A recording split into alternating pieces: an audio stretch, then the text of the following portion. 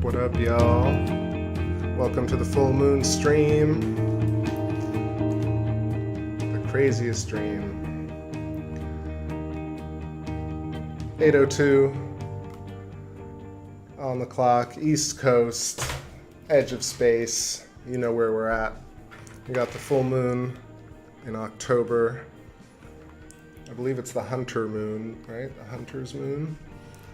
Coming up behind the trees for me right now, so getting a cool shot of this, kind of a tripped out psychedelic look.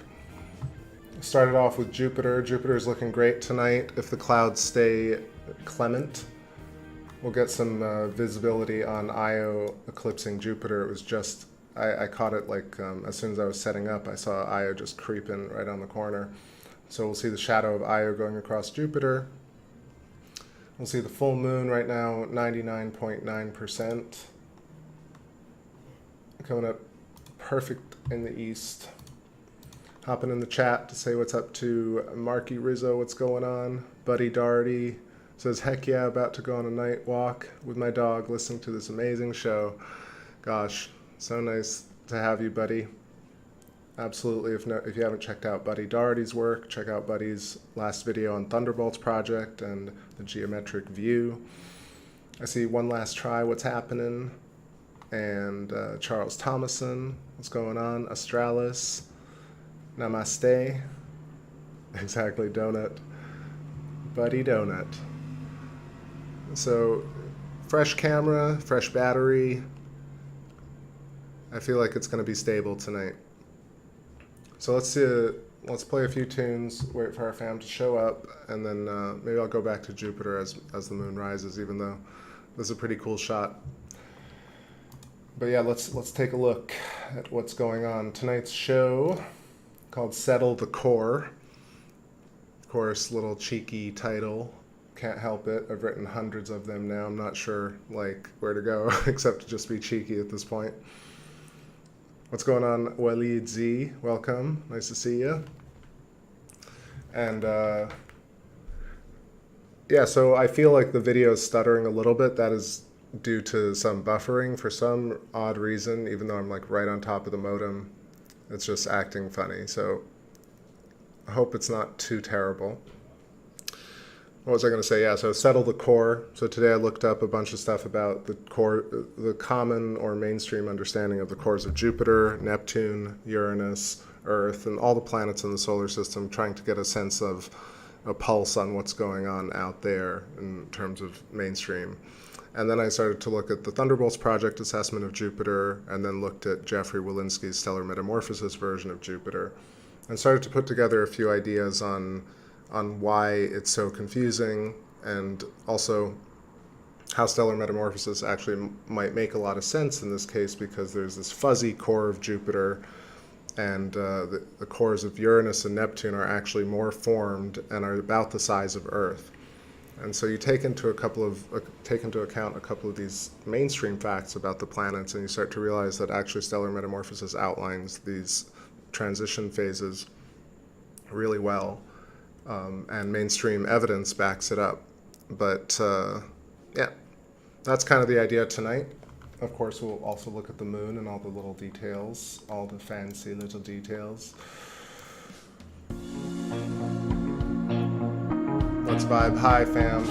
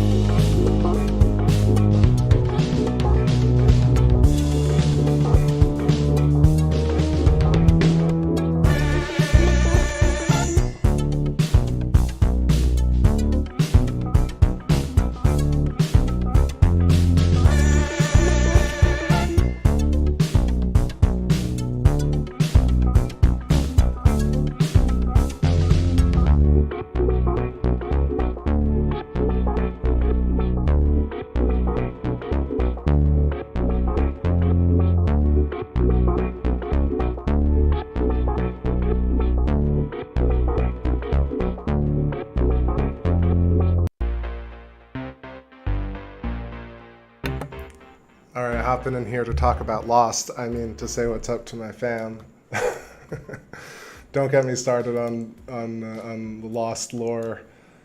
I even listen to people talk about Lost, and I feel like I know more than they do. I'm pretty nerdy about it. But yeah, the Dharma wheel, of course, that the Man in Black created. I see, let's see who's in the chat. I see Monarch Love. Much love, Monarch Love. Good to see you. Hope you're having a lovely night. Happy full moon. We're over here at the moon. I see Red Rum. What's going on? What's happening? Glad you're in a good mood. Ben says, which MIDI controller do I use? So I've had an Axiom 49 key for a long time, and that's what I mostly use. And now I just got like a Native Instruments controller, a 61 key, and that's pretty badass, but I'm still learning it. Yeah, so Losty right here. Yeah, so I was thinking, I got a few new tracks that I was going to play, and then I thought, actually, maybe I'll just play live. And of course, even before I pick up the guitar, I'm already super duper hot. But let's just, just rattle off a few ideas here. So, name of the show, Settle the Core. I was talking about, stellar metamorphosis, worth talking about, worth shouting out Jeffrey Walensky for introducing the idea to the world. Please check his channel out if you haven't. Also check out Rupert Sheldrake and Eileen McCusick, because the extended mind is really important, and recognizing the self is also really important. Then the idea of the core thing is, this principle that everything sort of has a nucleus, not sort of, but everything has a nucleus, and maybe the human body can be construed as a nucleus at the center of our morphogenic field, or our morphic resonance field, which informs us and allows us to store information in the field around us. And this is how we experience the world and experience each other and all things. And so I like this idea of the nucleus, or the center of planets, being similar places where, the centers of stars are where planets are cooked and formed. And so I looked today, let me actually adjust the image first, but See the moon coming up. Looking rad. Wow. It's going to be a nice one.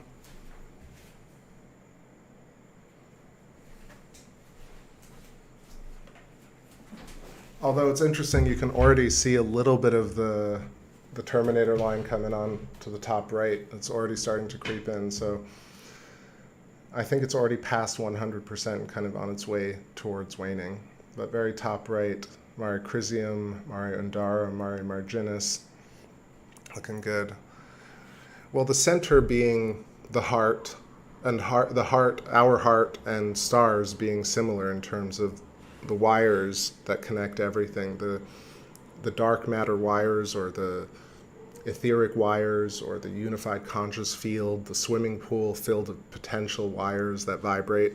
And when these wires vibrate and coalesce and intertwine, they create these sparks, and these sparks are stars or planet cores or star cores that turn into planets. They're also instantiations of ideas.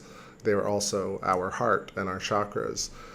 So every, like pearls on a string, energy is created at these nodes and strings, so almost precessional waves, in fact. So you have these coaxial electrical cables going through all of reality, everything that we know at the very basis, and these wires are kind of crossing and intermingling and creating everything that we see as matter, and in relation to countermatter, or counter space, or entropy. And what we see is neg-entropy, or implosion, along these filamentary bounds. I think it's really interesting to look at everything like that. The big jump being that we look at the human body as self-contained and the mind within the skull. And if you look at it differently in terms of how Rupert Sheldrake presents it, or Eileen McCusick, or the Vedics, the fact that we live inside the mind, inside a bubble of the mind, and we interact with the bubble as this is consciousness. And this patterning of self and other is what we perceive as rational consciousness, or unified consciousness. And then if you extrapolate that even further into space, it would make sense that planets and moons and objects in space are also aware of their periphery, and they also interact with one another, and they're also electric to a degree, and they have a magnetic field and a gravitational field, which in a way are the same thing. And therefore every object kind of implies that panpsychism is real, where everything is conscious to a degree, just different types of consciousness. So if you look at your hand, I was thinking about a very simple way. I've been trying to say, like, all right, how do we recognize the self as an aperture of the ultimate God consciousness, or the organized God principle? And it's easy enough if you look at yourself in the mirror and you trust what you see. Of course, we have to agree on consensus reality. But if you do agree that you see yourself in the mirror, then immediately you can recognize that the self, the actual soul, or the id, or the ego, actually constructs the self and organizes the body and creates the mind and creates the eyes and puts everything in the correct place. Whether we do it with help from the source, we still do it. There is no abstracted entity that is actually growing your hair right now. Only you are. And then if you take it further, if you look at your hand, you can see almost the veins of space. You see all the pathways from, if you look at your wrist, for example, you'll see literally an outlined Birkeland current, a coaxial, twisting, filamentary, almost tree trunk of sorts, creating your limbs. And we even call it the limb. And then it actually is counter-rotating cylinders. If you look at the cross-section of a limb, you know, you have the bones, and inside the bones, and then outside, and you got the epidermis, and the dermis, and the epidermis, and then the hairs, and then on and on. You have the field outside the human body, the electric field, the invisible field that they're aware of, but it's just our electric oscillation field. And therefore, we embody and actually outline space as a fractal, as humans. And so therefore you don't need to look outside to really recognize the self. The self is completely contained, but the self is the body plus the field. And that's the big shift in thinking. And so if you think about it like that for humans, then you may want to think about that for every object or every instantiation of consciousness, every hydrogen atom, every ant, every tree, every mushroom, every planet, solar system, galaxy, and human. Because why would it be different? Like it's clear from what we see and experience that things are fractally recursive, so things happen over and over and over again, slightly differently each time, the little salt in it, the little wiggle, the randomness, but mostly structurally the same. And different orders of magnitude, there are different effects. And each order of magnitude can perceive a certain distance into the next order of magnitude. Like we can look up into space and we can look down to ants. And then if we use tools, we can look further into space and can look further down into electrons and atoms. But at some point, there's a gradation fall off to where we really can't look past that. And so ants probably look at the Earth around them and they look up at humans thinking we're like space, like these like they might not even look at us like humans. But it doesn't mean that ants are not perceptive. So that's just a little bit of thought around the core being really important to the formation of life, right? And so the idea of clumping of matter to create planets and moons, or even just planets alone. Let's say the idea that Earth was formed by clumping of matter, and this is the accretion disk idea, or the the nebular hypothesis idea that we live in today, where stars are formed, and then stars have orbits, and in these orbits, matter clumps together from different places and forms something like the Earth. Or we have this idea where Earth was at some point the core of a star, and that's where over long periods of time the complexity was formed until the atmosphere was completely lost and the star cooled down to a point to where now we have an Earth, which is the size of the core of Neptune, Uranus, and the fuzzy core of Jupiter is roughly like 3 to 4 times the size of what Earth is. So it's very interesting to think about, like, is Uranus or Neptune or Jupiter actually baking or cooking an Earth at its core right now? I think that's a really interesting idea. And it does tie into Electric Universe, but it also kind of does away with some of the, well, it just adds new thinking to the pile, right? It's like just not getting baffled every time we see Jupiter do something. It would be great to also get some data on Neptune and more on Uranus and more on the core of Jupiter, which I encourage people to look up, like, what is the construct of Jupiter? What is Jupiter made of? And you'll see that there are, 1, conflicting stories, and 2, a lot of bewilderment and bafflement from scientists. Some think there is a core, some think it's a fuzzy core, some think it's like a new core, hardcore, softcore. I see Tetrapodum in the chat, and Frederick Fogg, what's going on? And Cyber Sully, what's happening? Welcome, happy full moon. So I got a few clouds coming through, but I'm just let it go through because this moon is looking gorgeous. And I will go back to Jupiter as well. Let's see. Australis says, wheel could be also a manji or the pinch point. Well, yeah, just to get back to that wheel. Yeah, it's like a spider web, right? It's like the outline of the center of a torus, right? It's like a truncated section of the primitive or primordial geometry that we show, the torus field and the hypotrochoid. If you take a shot of it, it looks like a wheel. And that's why spiders build along these same lines, and that's why stars are formed along those same lines, I imagine. There is that cool part in Lost. I see Amy in the chat. What's going on, Amy G? Beautiful evening in Palmetto. The moon is incredibly bright and somewhat low at the moment. Yeah, it's still coming up for me. I got like a pretty thick cloud cover, which was unexpected. But, oh damn, lunar wave, y'all. Lunar wave. Check it out. Dang. Is that the first wave or the second? Let's watch. Keep an eye on the side of the moon. You'll see it's that little ripple that goes through.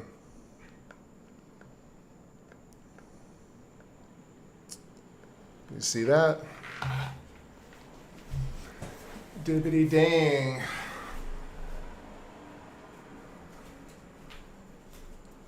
Was it 2 or just 1?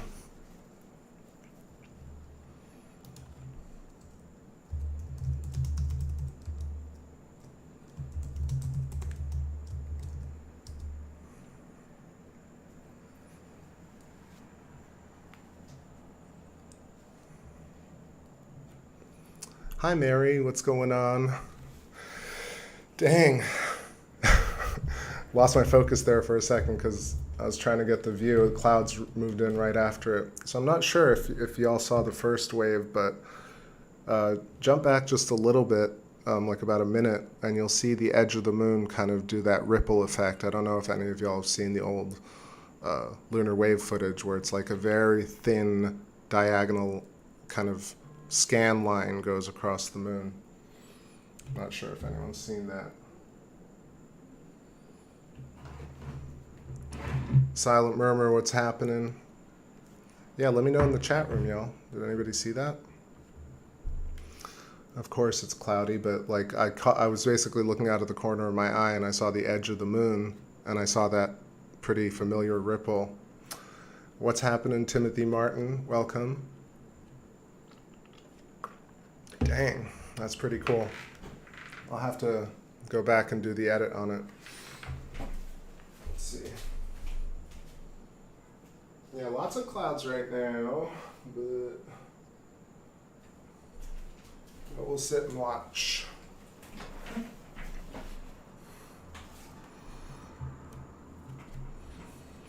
Yeah, Cybersully, what's going on, says the proximity of the moon and Jupiter has to be awesome to observe as we have approached this full moon.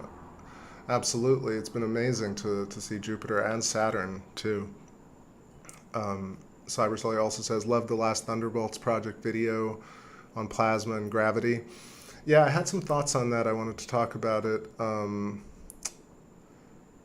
Rod Scott, what's going on? Yeah, the feed is being choppy. I'm literally on top of the modem, and it's supposed to be 40 up, and of course it's being like 15, 12, for no reason. So when it happens, like OBS basically chops up the frame rate. I see, yeah, the wave was in a downward direction. Exactly. It's super interesting. It's pretty noticeable if you look at the actual limb of the moon to the bottom left, when I kind of hollered at it. Charles Thomason says, what causes the lunar wave? So I've done some research on it in the past, and it seems to me like it's the effect of a shock wave, like a sonic boom, for example, when the sound barrier is broken. And that could be a high altitude, supersonic craft or aircraft, or it could be ballistic tests like missile tests, or something else that broke the sound barrier. And or it could be micrometeorites maybe that create a ripple in our ionosphere, our magnetosphere, or our sky where we see the moon, and like a ping, like a sonar ping. I definitely don't think it's airplane trails. Airplane trails are much more noticeable as spiraling, turbulent paths. So yeah, definitely cool. And everyone's been talking about it too lately. They're like, what's going on with the lunar wave? And there we go, we got one. Timothy Martin says, the moon's center is in another dimension known as the cheesy zone. I love that. I had a lot of cheese today, so I think I'm done with all the cheese, but the moon always reminds me of that, of course, because of Walter and Gromit, but, and other, of course, people have been talking about cheese forever. Let's see. It does look a little bit like cheese with ash in it, but that's just right now. Anyway, pondering. So yeah, we've got our pretty full moon. It's 99.9% right now. And I was going to play some of the new tunes. Now I think everybody's here, or everybody's hopping in. Okay, definitely got a little distracted there with the with the lunar wave, but that's cool. All right, this is called Interference.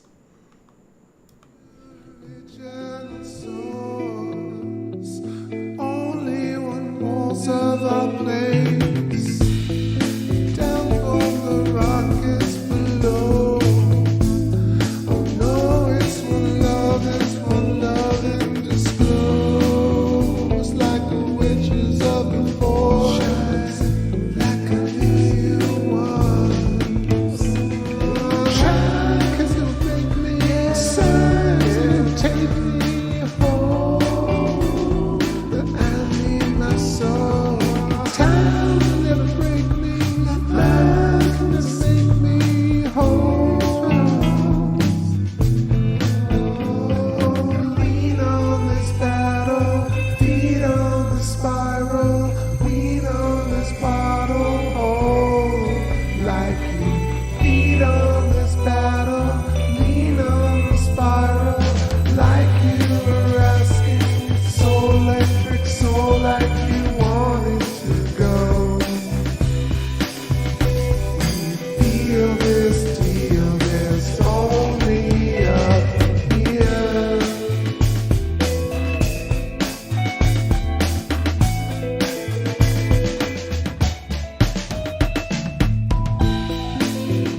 Till you do enough to shine at what you want to. Trying to love and some love at what you do. Till your distance loves me how you want to.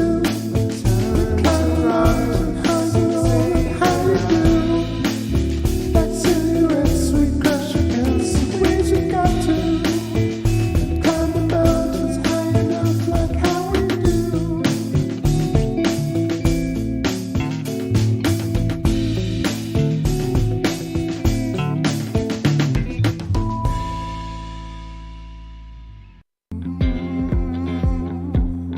Memories of you,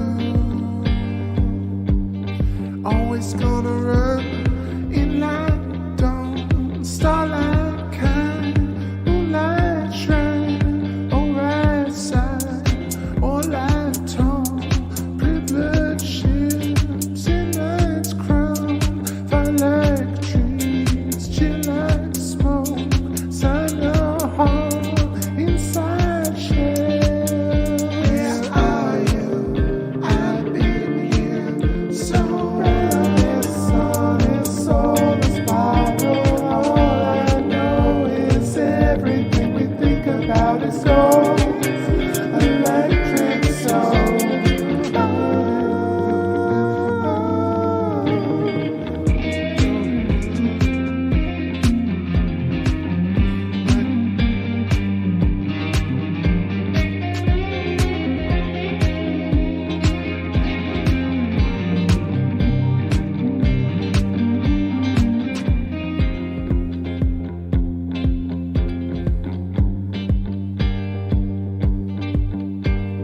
Every life you come along, locking right in. Oh, every night it comes about, knocking right in. Oh, every life you come along, we'll fit right in. What you say to life completed, don't you sound conceited. This sun is soul is spiral. All I know is everything we think is out of soul. An electric soul.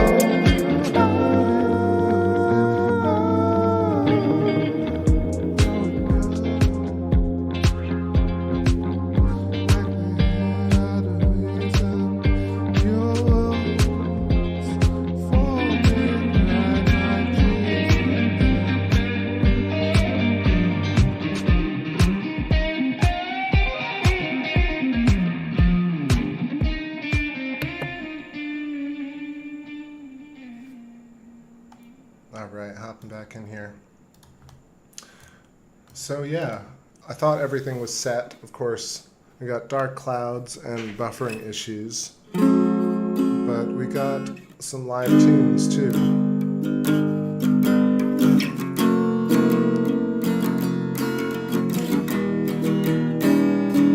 Give me a sound check, y'all. Let me know if this sounds good and level. Let me know if this sounds right.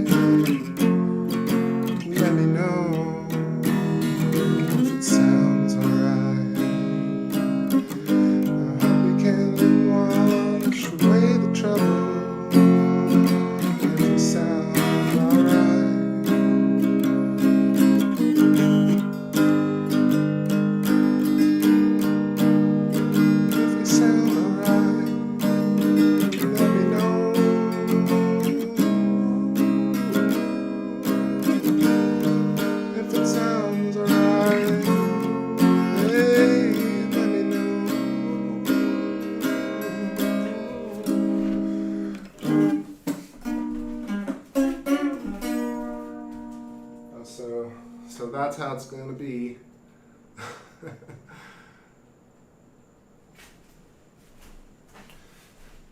Y'all know, so with all the technology, I still don't have an actual Bluetooth controller to adjust the settings on the camera. I still got to do it manually. It's ridiculous. What's going on, Miguel? Nice to see you. Hola. Amy, thank you. Appreciate it.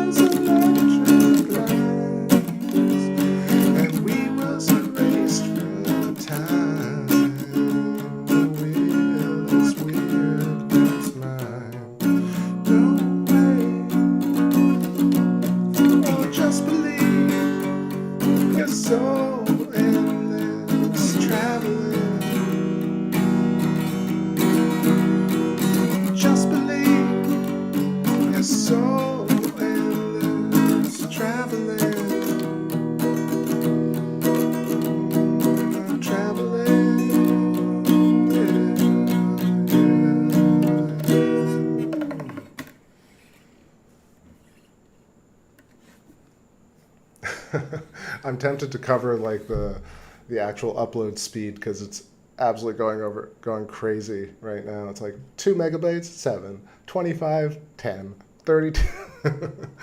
Of course, like there are black clouds everywhere, so completely Murphy's Law tonight. Let me know if you can hear the audio all right on the balance, if it's balanced audio. Who else? Anybody else joining right now? Okay, didn't miss anyone. So yeah, let's just keep playing some tunes here.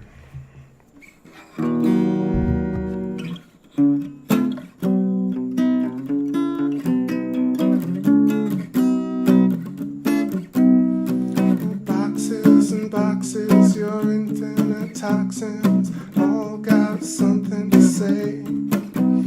Indestructible ideas are vanishing, aimlessly wandering away.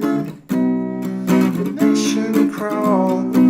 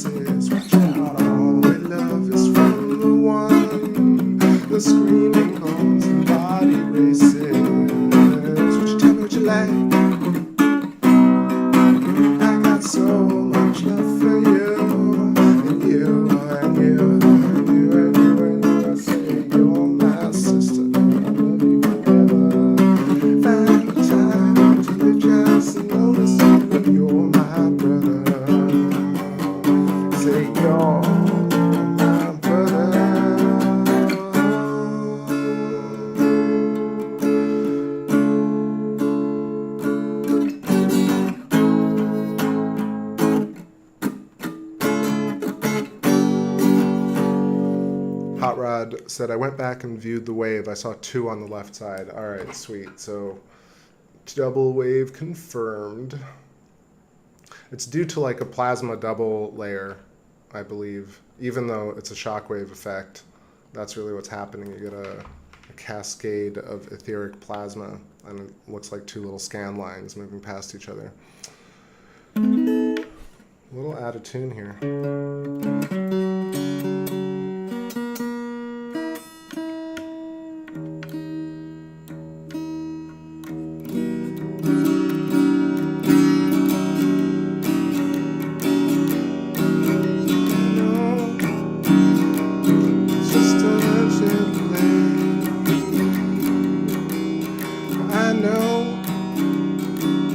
Just an ancient lake. I know it's just a heart to break. I know it's just a lunar wave.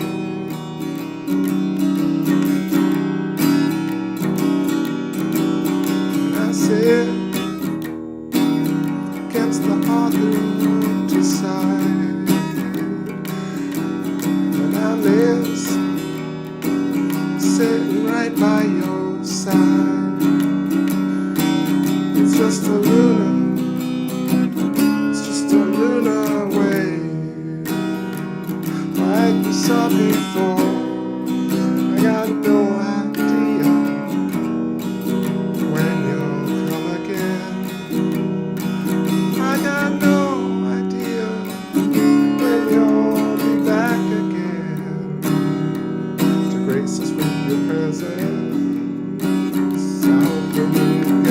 notice that I've been waiting so long for her. I guess you got the memo. It's time to go. I guess you got the memo.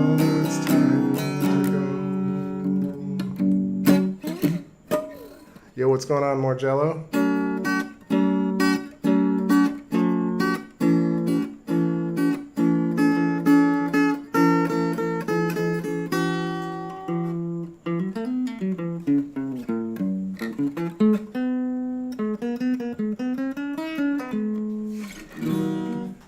So just warming up a little bit.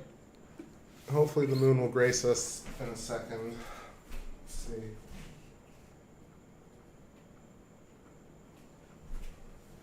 Yeah, some of these clouds are breaking apart.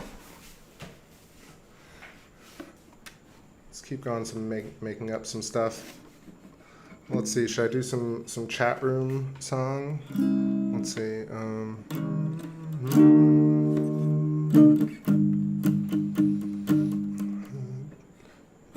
Too much microwave frequency inside the atmosphere. Inhibits natural cloud formation and condensation as it reduces the ionization necessary for rain to occur without chemical spray induction. It's 1.21 gigawatts. It's 1.21 gigahertz. That sort of works. Maybe there's so much smoke in the room you can't even see the moon. There's so much smoke in the room that you cannot even see the moon. I wish that only a cloud-busting Indian brain solstice, wormwood mushroom head, voodoo toads, deliberate crows. I just make up some shit. You gotta get loose. Oh,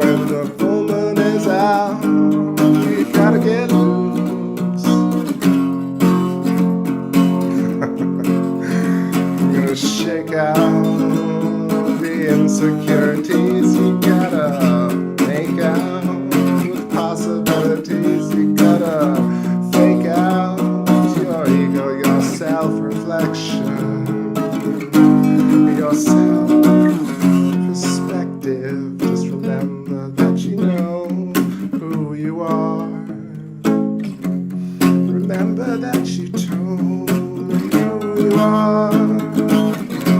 Way back when we were the same substance.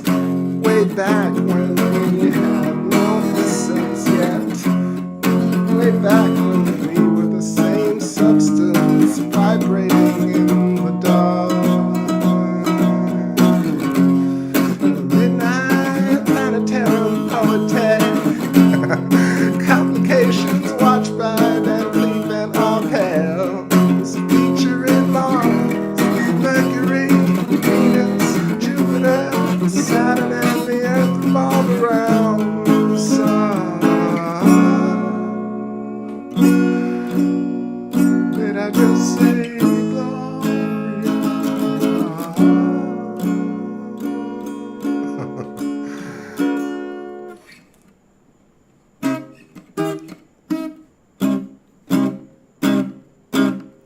Please keep in mind that krypton gas is one of them noble gases. I hope you don't pass it. Please keep in mind that kryptonite is one true detriment to Superman. Oh yeah, oh. Midnight round the lake. Cycles the summer days to come. Got too used to having nice skies to pick from. Now the summer's already done. The sun's almost gone. The sun's almost gone. It's just winter time outside the city. Some emissions via the silence of your cities.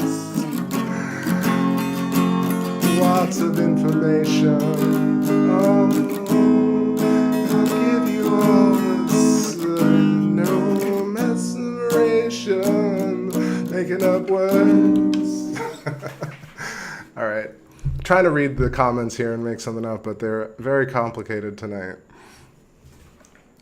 I'm going to take a little break here, grab a drink, loosening up. So another new jam here.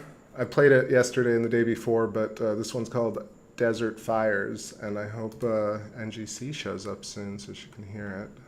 But, or maybe should I wait? Wait, let's do this other one for a second. What about...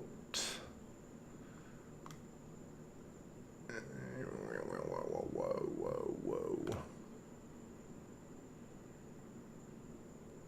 Yeah, let's do Not So Far. This one is updated today, just pumped the mix up a little bit. Still in progress, but the chorus is getting there.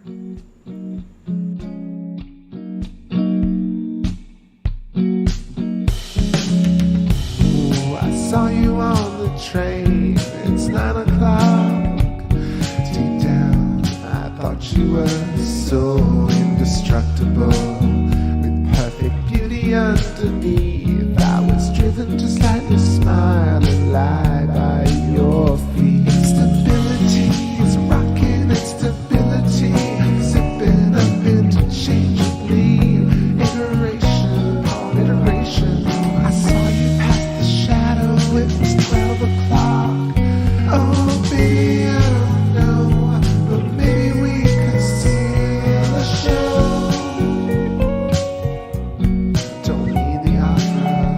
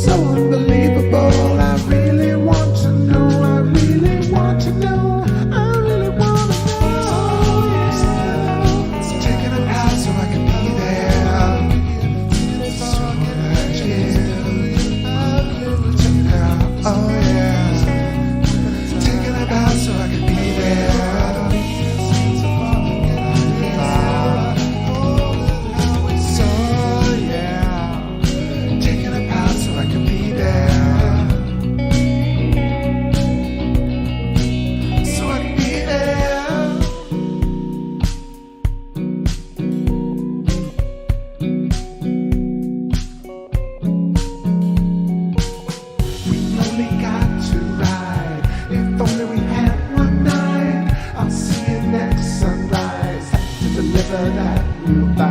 Oh, oh, like pizzas wrapped in foil.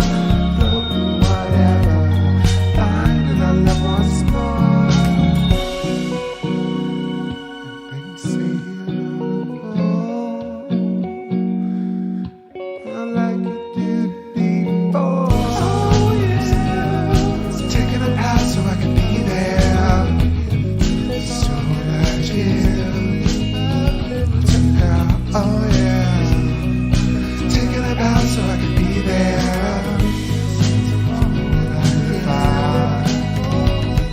So yeah. Taking a path so I can be there.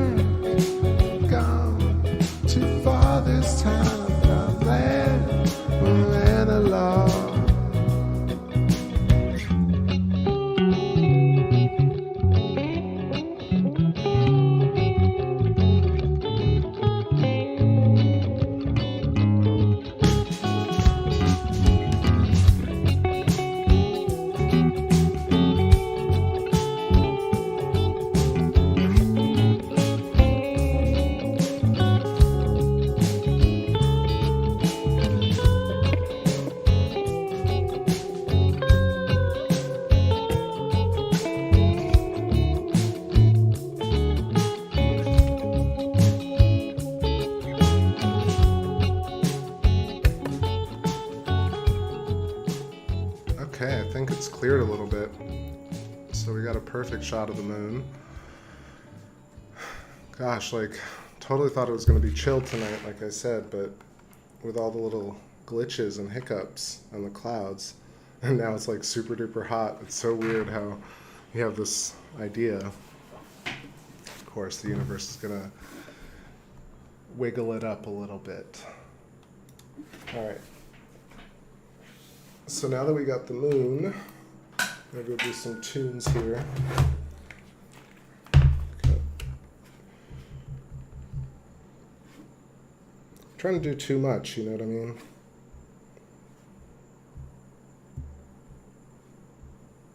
Just gotta sit and play some jams. What's going on, chat room?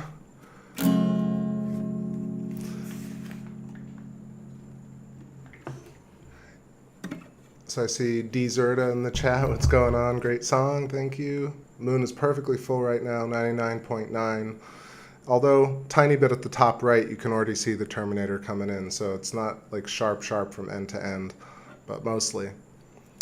See Rose Davidson. Somebody just told me they saw a lunar wave. I don't actually have the timestamp on me, but maybe 15 minutes ago, 20 minutes ago. If somebody does have that, please drop it for Rose. Mike Archangel, what's happening?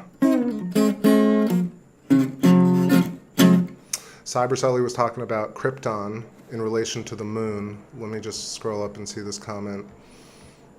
I missed it. It says, Cybersully, in relation to the lunar wave, says perhaps it could be a reset of its light projection. I'm not sure exactly how that might work, but let's see. You continue with Krypton. KR produces a white light and is cold when lit. Perhaps this is the level of creation of the moon. Well, I'm not certain about that, again, because what I know about, so let me just reset with that. So I think, obviously, for me, the moon is like real. It's a rock. It's made out of iron and basalt and magnesium and just basically bones. It's like a calcified planet. And the remnant magnetism and remnant electrostatic elements along the surface are argon, xenon, krypton, and other noble gases that are the things that actually kind of scintillate and glow on the moon, like you see all these little transient lunar phenomenon. Like Aristarchus in the center of Copernicus, Proclus, all these different spots, you see them bright white. That's electrostatically charged gases and dust on the surface. So in terms of the lunar wave, I'm pretty sure that's an effect that is caused, that actually occurs at the level of the Earth's shell, so the ionosphere, the magnetosphere, wherever essentially about 10 or 13 miles up where things come into focus, which is kind of the field interaction with space. At this level, when you have aberrations or ripples in the field or in the ionosphere or in our sky, in simple terms, then you get this effect of going across the moon. But because we've seen it across Jupiter, we've seen it across Saturn before, so it's not localized to a moon effect. It was exactly the same. And it's exactly the same if you see ballistic tests in slow motion and bullet tests in slow motion, you'll see this exact phenomenon. So in that regard, I would say that the moon, I'm not sure if you were implying that like the construct of the moon itself is made out of light.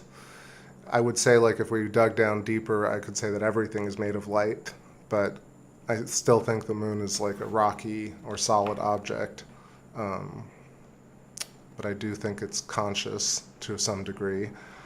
And it might be an old Earth. Yeah.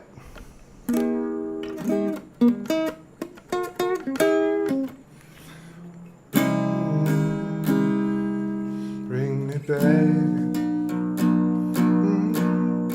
Bring me back out of the cold. You bring me back.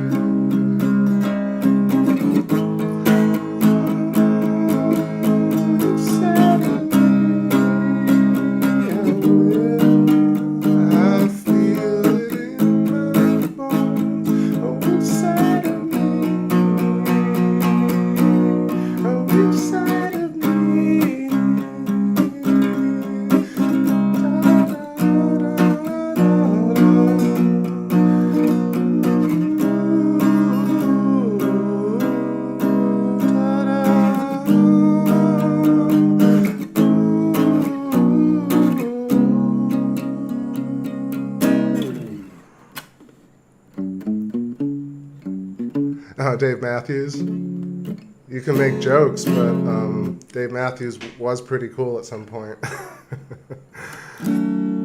At least he was real. This probably comes from me growing up with DMB. But I agree. At some point, they got really... I don't want to say lame, because the band is still amazing. Carter Buford, and... Let me know what you think in the chat. I think DMB is not only underrated, but unfairly shit on. You know, Creed ruined it for a lot of people. Let's see.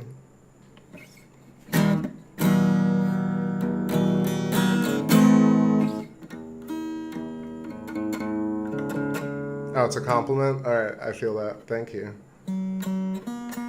Yeah, Dave rules. I don't know what happened. Like, they definitely swapped his soul out after 2004, but or maybe he just got sober and that's what happens. What's happening, Discog? Exquisite.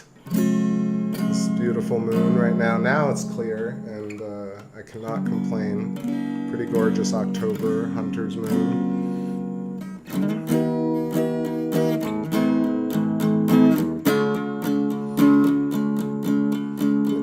Life delivers, no it will. Oh, so we can survive.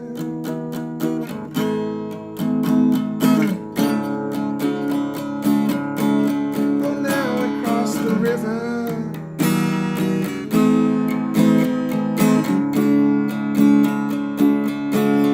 So we may surmise.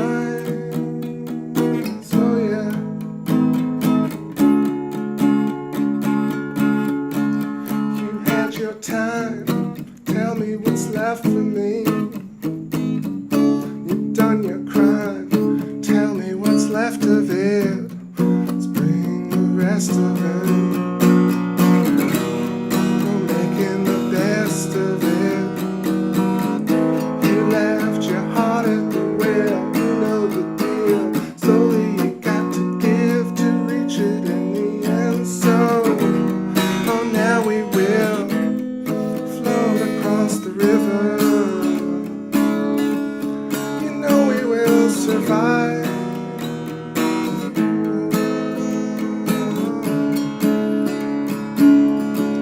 The cost of life delivers.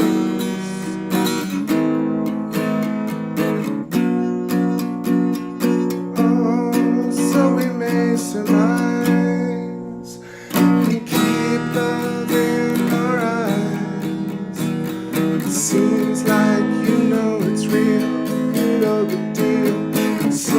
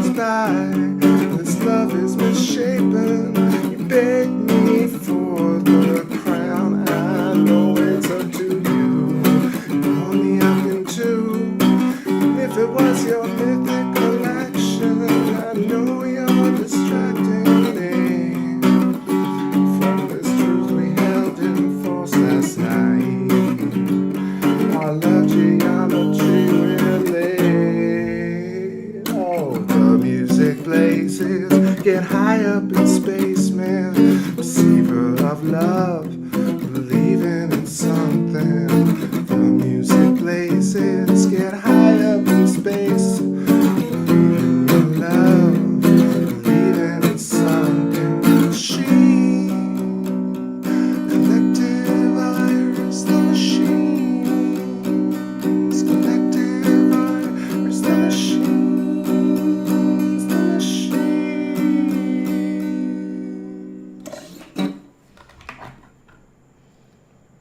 Alright, pretty rad moon, and now the connection is steady. It's really strange how that goes down, but I'm not complaining. Looks pretty great. Alright, one more song here. We'll take a short break.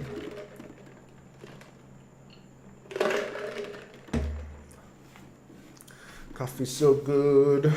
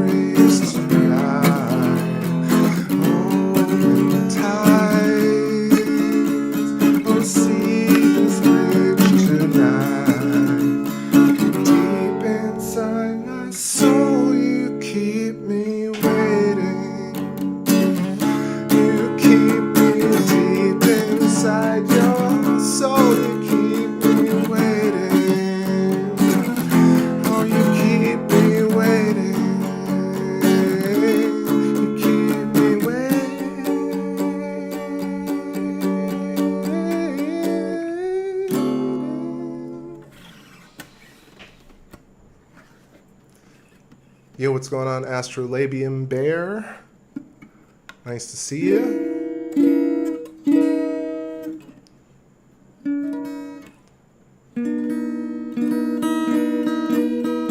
Hey, thanks, Silent Murmur. I appreciate that.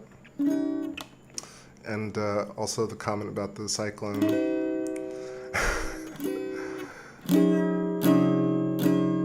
It's funny, one of my friends said my music was derivative, but not in a bad way. They really enjoyed it, but it sounded like stuff. And I thought, that's fine. As long as, like, I think the bar now is very low for music, so I feel like I can get away with a lot.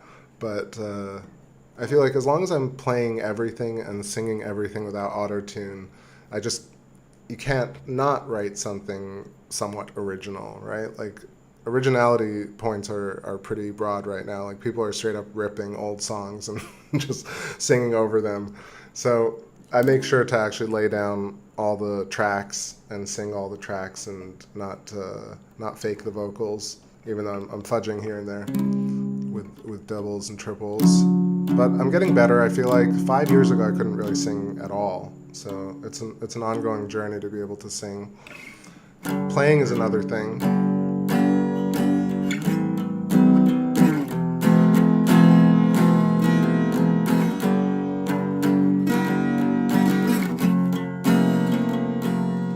So yeah, some really great features on the moon. Mike Archangel says the diamond really standing out tonight. I wonder if you're talking about the diamond in the center or like the whole kind of larger diamond or Aristarchus, because Aristarchus is also looking pretty great tonight.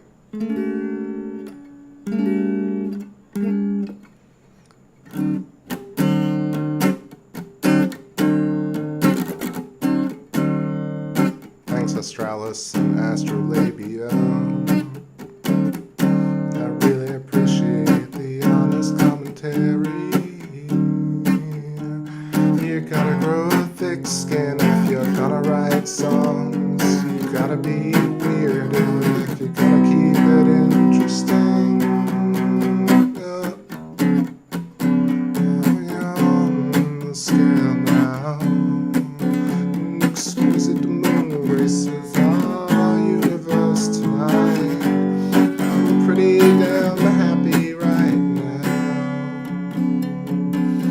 might pour myself a cocktail, actually.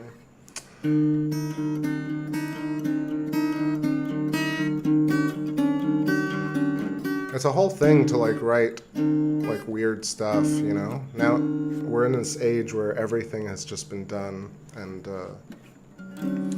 but I think it's really just about the rub of the different elements, you know? Like a lot of people can play and write songs. It's just about like finding the right groove. If your head is bopping, if there's this part that you're kind of looking forward to, or this part that you feel like, all right, here's a part that's really good, but if it repeats 1 or 2 more times, I'm going to get sick of it. And so if you work backwards from there and you're like, all right, that 3rd time I'm going to change it up a little bit, or that 4th time or 5th time, you start adding all these different layers together in terms of how to do songwriting, like polymetric writing, where you extend a line over into the next verse, or you scat over a guitar solo. So I do it in varied ways to kind of keep all the tracks unified in terms of my style, but also the song above and beyond anything is really what it's about. So stylistically, I know I'm kind of all over the place, but if you hit that song, if you hit that bop, then you're good. The rub. Somebody called this style of music, or at least some of the Calling My Mind stuff, what was it, psychedelic nostalgia, which is actually a pretty good descriptor. If that genre existed, psychedelic nostalgia could be a good genre. I don't mind that. It is. It's because I love the old Canterbury stuff. I love all the prog, like Gentle Giant and ELO, and well, not ELO, like ELP. Emerson, Lake and Palmer, Genesis, Yes, and then I also love the 80s pop stuff, and really don't listen to anything after that. Now, of course, I'm a huge heavy metal rock and roller at heart, so I throw in the guitar, and then you get this weird amalgam of like psychedelic pop with the shreddy guitar in the background. It's interesting. So let's see. All right, let's take a little break here. Or I'm going to take a little break and play some tunes. I definitely see that it's stuttering in terms of the video and on the stream. Not sure what to do about it. It's really, really strange. High strangeness. Let's see. Let's play. All right, this is a new one. This is a new one. Let's see how it goes over. This is called Fine Fixer. And yeah, I've been working on this. It's in version 7 at this point. But it's vibes all the way through.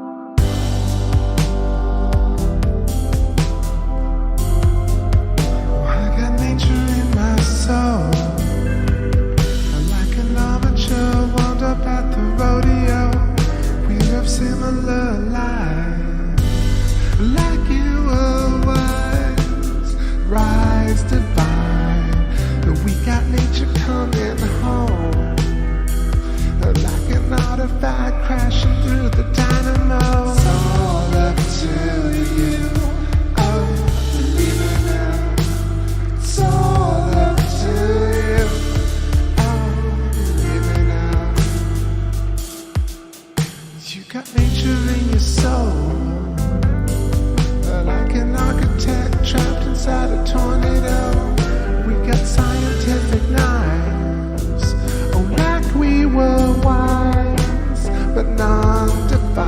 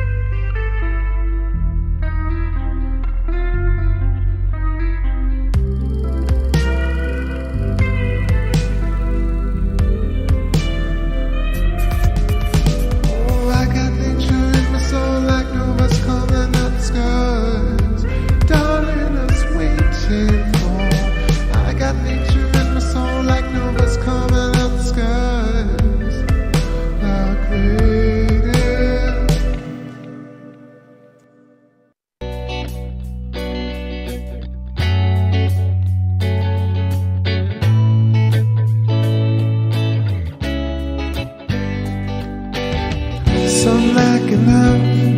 What mystery or love? In between the record, I found light had turned to dust.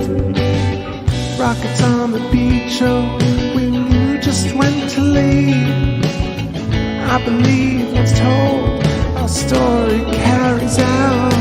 One breath so inspiring. Oh, it's nothing like it thought it would. One day there's nothing left to prove. All this love we find, falling into face with you. Long enough and I'm gonna lose my mind. Cleared out the evidence, uncover the shock this time. Light is a fire. Say you to love for so long. Don't like my desert fire.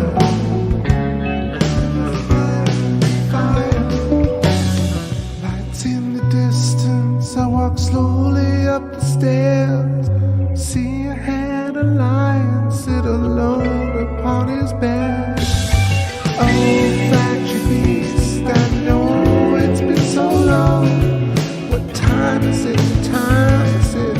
I know I will cast sight of it, so go on, inform. Oh, sand is like the mind and scattered soul. I let it go. Sigh like I'm reaching out. I left my home for 7 miles. We trail along for 7 lives. Let the whole heart sing. We're coming to shock this time. The light doesn't fire.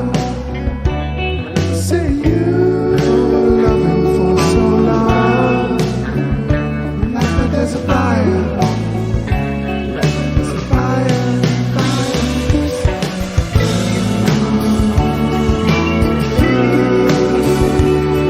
There's a fire. There's a fire. Say you burn like there's a fire. There's a fire, fire.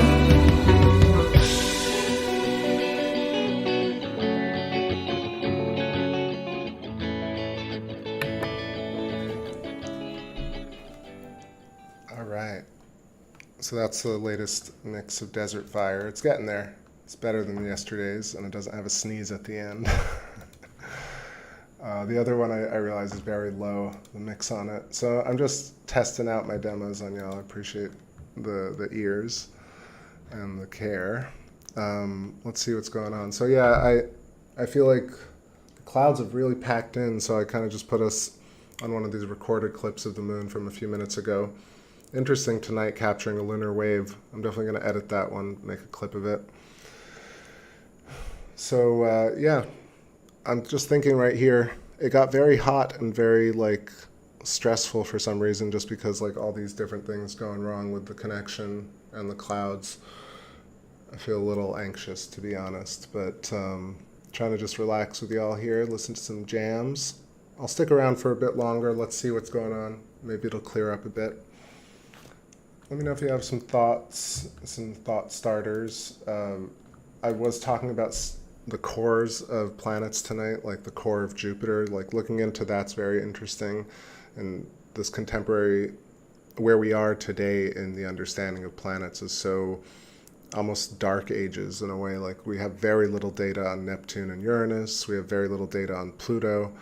Then you have all these kind of inconsistencies with the stories on like what people think of what's going on with Jupiter in terms of all the data that's coming back from the Juno mission. So we have these very close-up shots of Jupiter, and we have a completely different, like one side is like Jupiter's very electric, and and other people are like it's a gas giant, and it still hasn't formed complex life, and yet the video that I saw today from a few years ago talked about Jupiter having these giant oceans inside it, and then even further having a liquid metallic hydrogen kind of core. And then you think about this in terms of Jupiter potentially evolving into a world. or at least growing a planet at its core, in relation to kind of where our sun is and how Jupiter is in the same our sun's atmosphere, our sun's environment, but in and of itself, it's its own kind of sun. So there are also stories about Jupiter maybe becoming a sun, which doesn't make a lot of sense since it's actually very faint and it's spinning far slower than a star would spin. So a whole bunch of ideas around that, where I was doing more research. I'm going to talk a lot more about planetary cores and why it makes a lot of sense that planets are actually powered from the outside by Birkeland filaments going into their electromagnetic poles. And this is actually proof, if you look at, there is some good evidence for it, because Uranus, which is on its side, is actually connected via a Birkeland filament going through its electromagnetic poles, and its moons orbit along its equator, which is tilted. And so things actually operate via the actual geometry of a Birkeland current, like the counter-rotating rings, and the torus, the donut, and the hypotrochoid outlines Uranus, and Uranus being on its side, all its functions, its rotation, its moon, its lunar orbits, and its actual poles are following the actual Birkeland current geometry and not just the sun's geometry. So each object has its own fundamental geometry, which is really the donut with the nested torus, or with the nested hourglass.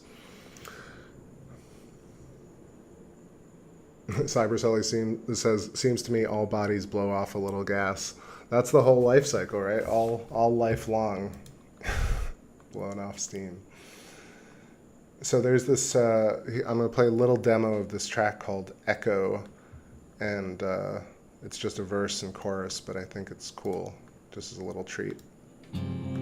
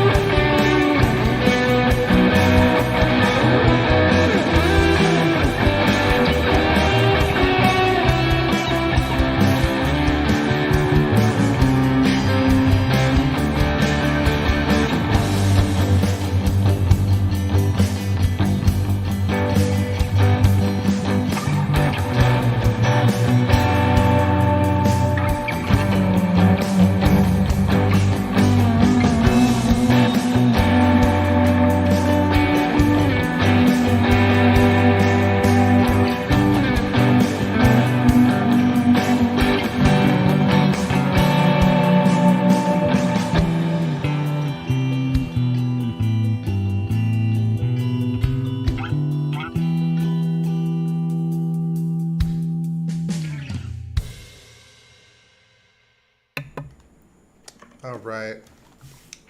So it's still pretty cloudy, but I'll play a couple more songs. This footage from earlier is like when the moon was rising. It's really dope. Real dope. Let's just play a little bit, keep the vibes high. I was just reading some of these. I hate that I'm saying so much. I don't mean to say all the time. So I was talking about how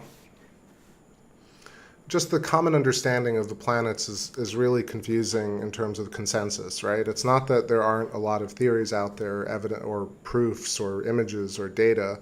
It's just that, like, when you look up, where are you looking to find the most contemporary understanding of Jupiter?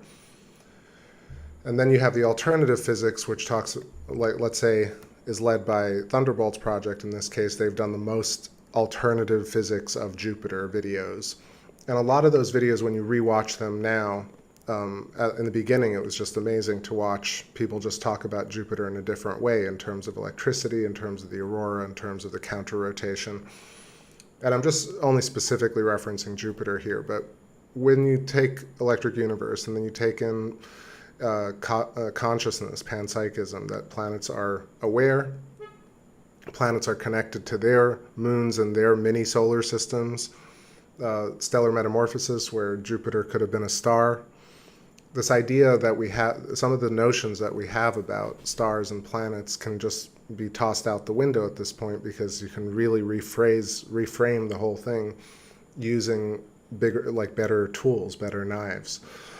So with plasma physics, with connected universe, with stellar metamorphosis, with understanding the electric field, not versus gravity, but gravity as a product of the electric field, or the dielectric or the electromagnetic field lines, we have a much better way to approach like what Jupiter's construct or makeup is. And so right now, if you look at the contemporary understanding, let's say the Nat Geo video from 3 years ago, you'll get these kind of layers of Jupiter, where Jupiter does have this kind of core, but then the contemporary understanding is Jupiter has a fuzzy core, which just means it's a core that hasn't really been formed yet, is how it seems to me. Also, Jupiter has liquid metallic hydrogen as it goes closer to the core, which is in effect, if you think about it, the core of Jupiter is a Z-pinch, is Birkeland currents crossing, is creating this node by which Jupiter not only spins, but also oscillates, and also has a current going through it. I think maybe the moon's clearing up, actually. And so you also, the Birkeland current going through Jupiter shows counter-rotation, which is something that, no, I guess not yet.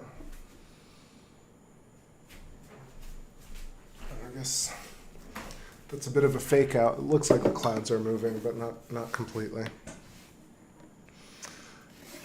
So yeah, so Jupiter has a very thick atmosphere, roiling clouds of hydrogen, helium, methane, and ammonia.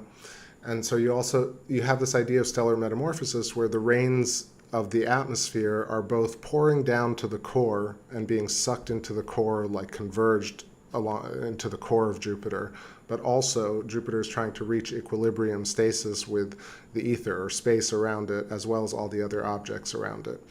The same way humans are too. Our energy is elevated and sucked by everything around us. We are affected similarly as electrical beings with our fields as something like a planet is.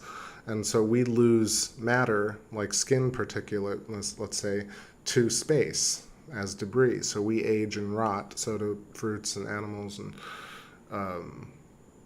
planets or stars. So stars evolving ultimately or metamorphosing into a planet makes so much more sense, and but it really changes all these huge paradigms in terms of the age of the universe, in terms of how planets are formed along filaments versus in free space or by clumping And and where the momentum, the axial inertial momentum, comes from, like the spin of stars and planets, actually comes from the twisting of the coaxial Birkeland filaments, or basically braided wires of electricity. That's where, and you can prove that because we have not only Coriolis effect, but actually the water in all systems spirals, and it's spiraling because it's outlining the coaxial Birkeland filament. So if you look at yourself, if you look at your pee coming out of your body, it actually goes out in a spiral.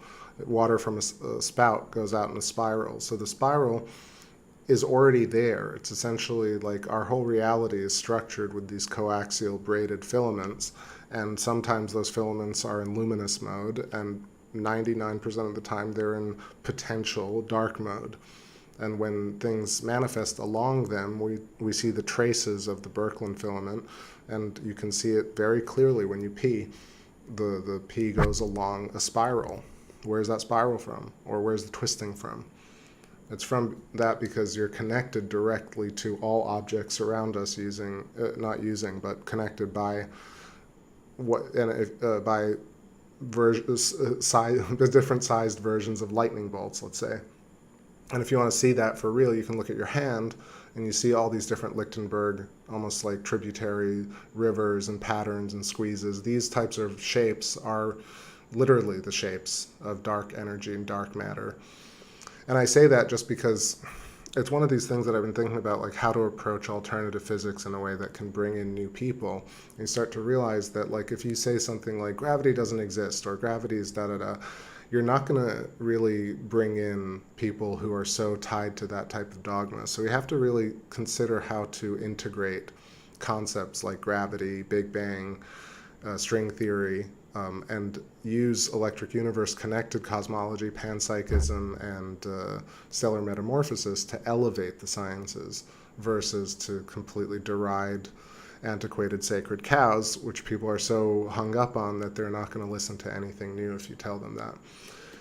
So I feel like this is a way to subtly say something like the Big Bang could be these Markland convection, Birkeland currents, creating tons and tons of different universes or sparks, and some of these sparks end up becoming the universe that we're in. But it doesn't mean things came from nothing, right? So that's how we can elevate the Big Bang. If we take quantum string theory, you can say that the particle-wave duality is not a paradox. It's simply that things are in wave, a wave is not a thing. A wave is what something does. And therefore the universe is patterning, and we see it as points when we collapse the wave, and it's wave when it's potential to become something. And and on. Things like consciousness, understanding that everything around us, even inanimate objects, also must be conscious. And the way you can prove that is that a table, if you knock your hand on the table, it actually responds to you. And further than that, all objects, no matter how inanimate they are, ultimately will decay. So it's a different type of decay than like a photon, for example, or the human body. But even a wooden dresser will decay. And third, you can be sure that pretty much every object that is manifest in this world immediately has bacteria, dust, creatures, like in a whole ecosystem, emerges or bakes itself into cabinets, walls, floors. So anything that we think is purely inanimate is also teeming with life at the microscopic level. So 100% proofs, or well, 99.999% proofs that fundamentally everything is actually alive at some level. So these are really big ideas, but they take into account what we already have for contemporary thinking, which I think is the way we can get there.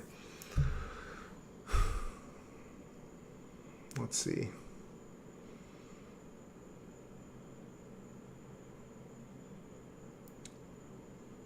I'm just reading some of the comments here. I feel like maybe the clouds are moving finally. I'll play a track here and go check on our scope.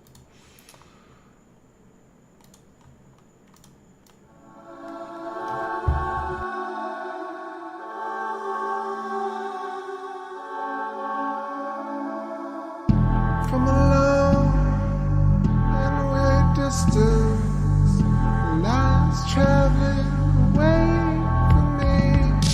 Now we decide on this new mission. Count our stars on through the trees. Ooh, like breeze upon the water. Ooh, dark breeze upon the water. And we all stand there, oh, like we're bound to another heart-swung wind. So let's make peace with each other. Bring this rain in, find us, find your light. Bring us to bring them to the side. I used to dream from inside. I used to bring love for our life. Like breeze upon the water.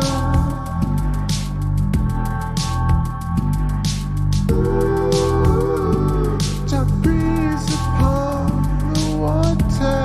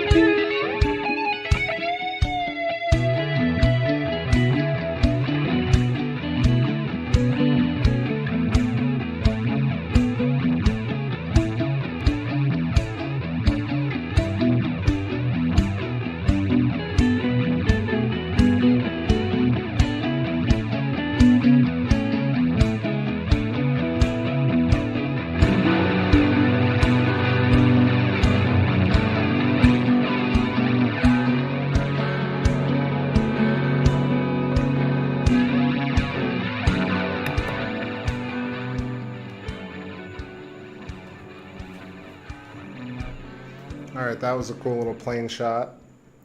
So the moon's back a bit for a little bit. I just want to read this comment here.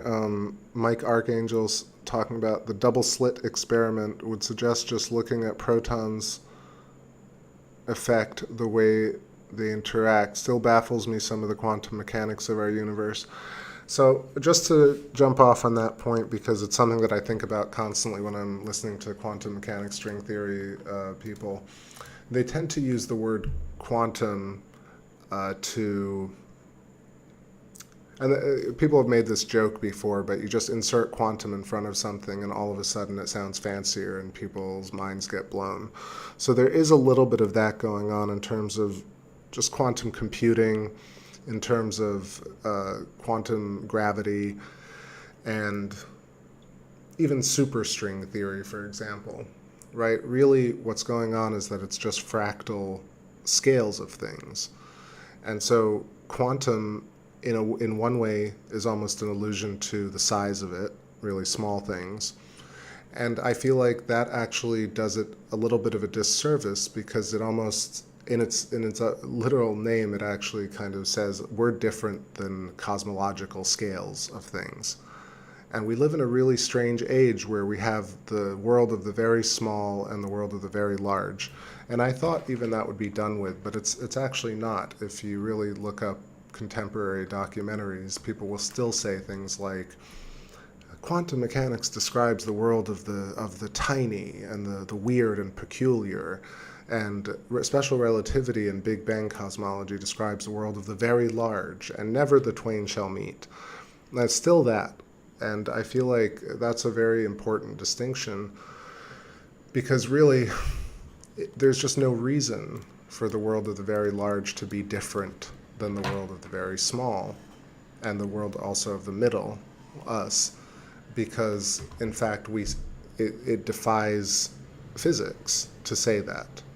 So the fact that electricity can't operate at cosmological scales, for example, it can operate at human scales, earthly scales, quantum scales, but for some reason scientists, cosmologists won't engage the idea of electricity working at cosmological scales.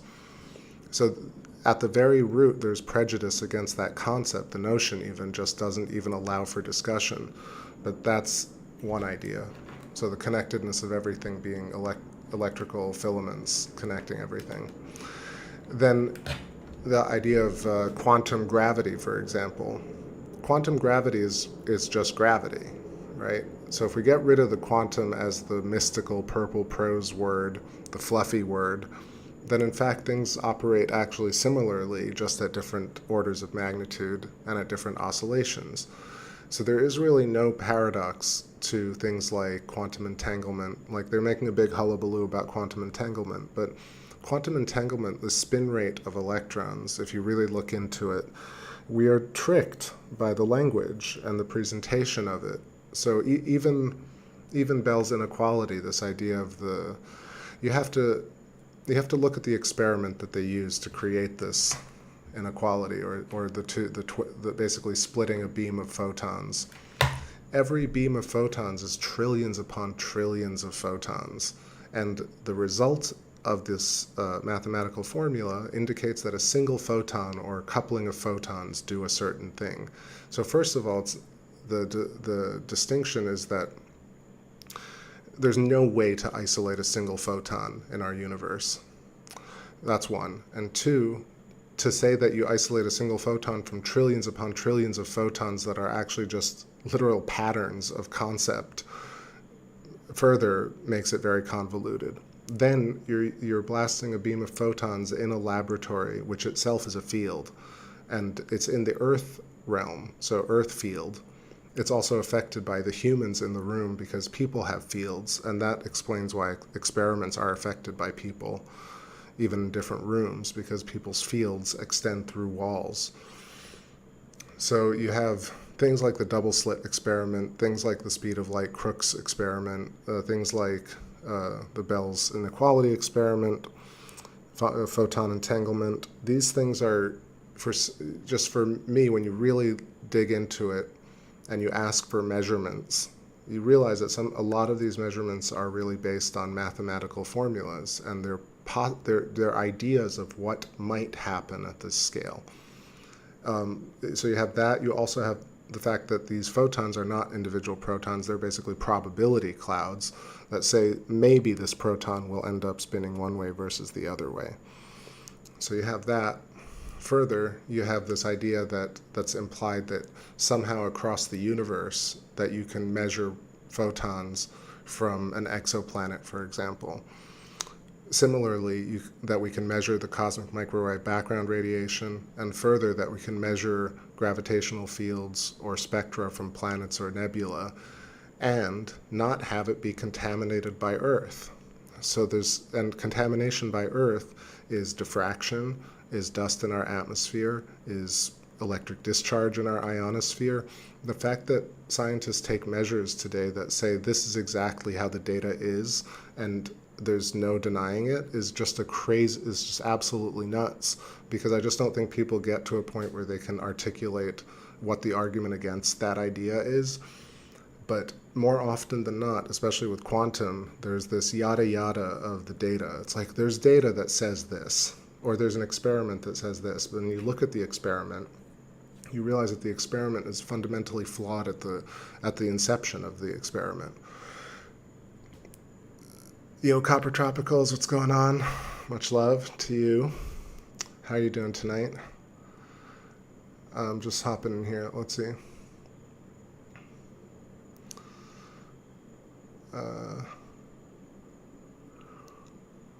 Yeah, I don't know. I guess I'm talking on one path, and y'all are talking about something else. But anyway, to keep going just quickly with this idea, so you have all these experiments being done without taking into account the observer's field, the electrical field of the room and the country and the place that it's in, the effects of our geomagnetic field, the different molecular composition, also the moving of the so-called laws of nature.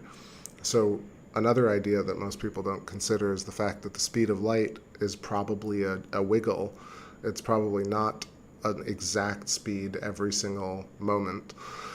So probably gravity is also not something, the termination of the dielectric into the dielectric is also something that probably varies. And it is affected by fields. Everything is pretty much affected by the object next to it. And the more objects emerge from the consciousness, from the void, the more things affect each other and cross over fields. So we have a lot of complexity that's not taken into account when we think about, or at least when we hear about, Nobel Prizes or experiments or speed of light or things like light years. Like the concept of a light year, just if you don't think about it, it's pretty fancy. But if you think about what a light year really is, and you realize the way it's bandied about, you realize how funny it actually really is, because the concept of a year is literally determined by standing on Earth and measuring the rate at which we go around the sun, or at least the way we see the sun from Earth. So the year, not only is a year arbitrary, but it also changes over time. And then light also changes, and not only that, light changes over time, but light changes over distance. And so to say a light year, and to say, well, it's 40,000 light years away, give or take 10,000 light years, is just like so much nonsense. I can't, but you have to look into it to say it's nonsense, because when you really first hear it, you're like, wow, am I stupid? But no, what's really going on is that there's a very primitive understanding of Earth physics that is being imposed on cosmology. And the rulership, or the limitations of not seeing the bigger picture, is what guides people's ideas right now about space. And so we want to impose a limit on light, and we want to impose a limit on gravity, and impose a limit on visuals, and impose a limit on new ideas, interestingly enough. So, ironically enough. So yeah. So it's really important to consider this quantum business from perspective of like, yes, it's very impressive on one level, but on another level, it's purely natural. Everything that's being found, like the Higgs boson, the gluon, the up-down quark, the strong force, the weak force, this is stuff that is not spooky. It's not stuff that's peculiar. And it's actually, and I would imagine that in smaller circles, at the highest levels, it's definitely not a mystery at all as to how it works and what it does. But when you look it up online, there's definitely a lot of fluff going on. Let's see. Astralis says, no speed of light, validity of cognition, but physical but physical understand that leads gaps. Yes. Wait, maybe I'm not understanding. No speed of light. Well, I don't think there's no speed of light. I just think the speed of light is determined by this experiment, which is essentially shooting a photon beam through a crystal. And this particular crystal, this field-aligned crystal, acts a certain way. And so the experiments, all the experiments that determine the speed of light and that allowed that the speed of light that we use today to do experiments and to do math is determined by an experiment that in and of itself not only could be flawed, but is tainted by several factors, one being the observer, two being the crystal consistency, three being the fact that you cannot isolate photons from a beam of light. The concept is just so primitive. It's not primitive, it's just, it's so human to want to say, no, this beam of light, I can actually take one of it. That's what people are saying when they say it's a photon is a packet of light. And it's really just a terror. I think it's just a real, like even when I was a kid and they said it, it didn't make sense to me that you could actually perceive a single instantiation of light if it was moving, one, very fast, and two, if it doesn't really exist, it's actually just a perturbation in the field. So it's very strange how we have not only a perfect speed of light that never changes and that can be used to make other predictions, but we also have gravity, which again is also like these very strict laws. And of course, not only do laws in real life need to change, but laws are movable things. They just are a little bit more firm than looser things. But if you do the measurements, you'll see that the speed of light over the course of the last 100 years has actually changed. And when you change it on a tiny scale and then you apply it to mathematics of space, it actually varies tremendously. It really makes a huge difference, and there are no videos talking about that. It's either like light doesn't move, or light doesn't exist, or space doesn't exist, and no one really just makes it's just a very nuanced thing, where like all the things that we see are real, but is light actually traveling? Or is light actually connecting via filaments and having this quantum action at a distance, which is just synchronous vibrations? So because yes, maybe Jupiter is sending light from the past, but your experience of Jupiter is now. No matter how fancy that sounds, like we look into the past when we look at the galaxies, that sounds so fancy and poetic, but what the experience is, it's undeniable that we're seeing the stars today. It doesn't matter if the light is from however long ago, right? So I think people are blinded by this kind of purple prose, this fluffy seduction. But think about it more clearly, and you think about things like, for example, like speed of light. The test that is done to do this is saying that, well, you can isolate photons and that photons have a spin. And these things cannot be measured. They're measured by probability functions, probability clouds, and by patterns. But then the measurements are done as individual units. So they're deriving very articulate data from noise, right? And it's the same thing that Pierre-Marie Robitaille talks about with the cosmic microwave background radiation being contaminated by Earth's radiation. And of course it's contaminated, because the signal that they're pulling from is a very noisy signal. And you can, if you follow any of the astrophotographers, you'll realize that the whole game of photographing space is the signal-to-noise ratio.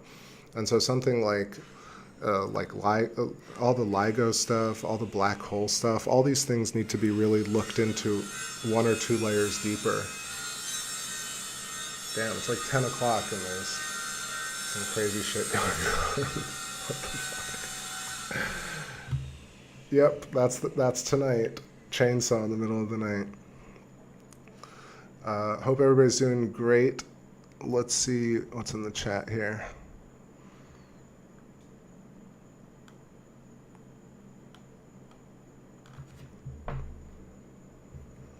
Let's see. I don't know, I'm trying to pick something out. I see Astralis says, I agree though that we need more new understanding on the physical level, right? Like there's a lot of good math, right? And there are a lot of theories that do work. And a lot of the theories that are out there right now are not inherently wrong, but I think they need to be evolved, right? So something like the Big Bang can be integrated into infinity theorem, where really you have a conscious field and a Big Bang is a multitude of different Big Bangs, and one of them becomes our universe. And therefore you've merged Big Bang cosmology with quantum mechanics in like 2 seconds. Even a college dropout like me can figure it out. And I feel like you go to all these videos and you're like, well, we can't merge quantum mechanics and special relativity because da-da-da-da-da. Why? Well, because things are not connected in space. Things are gravity-driven, and that kind of gravity precludes all these interactions. But that's really all it is. If we say gravity is fractal, and gravity is actually a product of the field, an electromagnetic field, which they say very clearly, we've taken measurement. We don't use gravity to power our homes. We don't use gravity to power our instruments in a laboratory. We don't use power to be connected across, we don't use gravity to power our computers. We're using electricity for the main functions of human life, not gravity. So the idea that gravity is actually a phase transition of electricity makes a lot more sense than having to insert gravity as the primary mover and functioning power force in space. It's so illogical.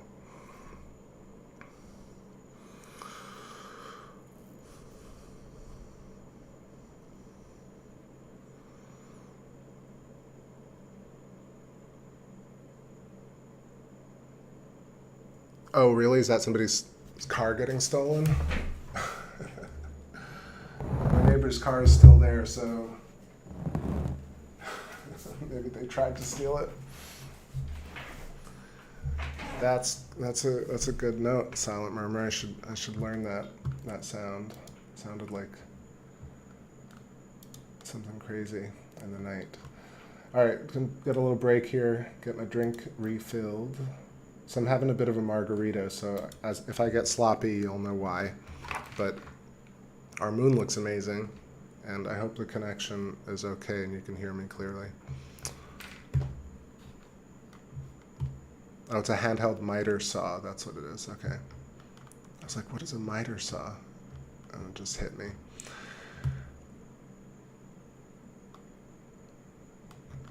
Okay. Let me know what you think of what I was saying about experiments, speed of light, light years, doing experiments that aren't tainted, laws and limits that are actually variable. The catalytic converter is the muffler. It wasn't a leaf blower, I know. I thought for a second, I was like, what, 10 p.m. on a, what is it? Is it a Sunday? It is a Sunday. Well, stealing cars, I guess, better than leaf blowing. All right, let's play some tracks here.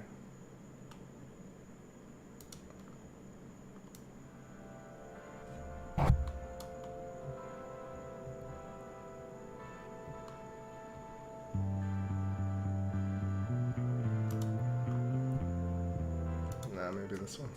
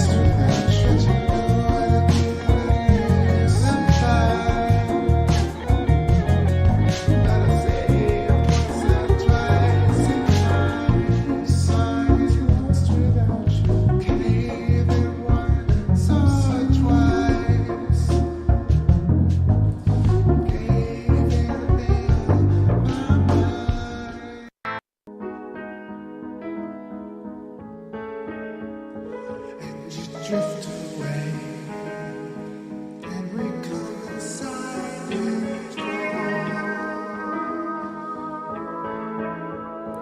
And you drift away when the moon is riding full. Come, let's drift away. 'Cause you're the cream of the crop, and so living life for you.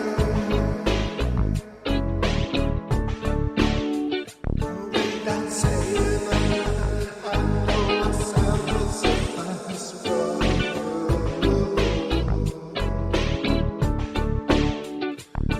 I'm living in what you say. So, and all those tears will fade away. Believing in what you do, I'll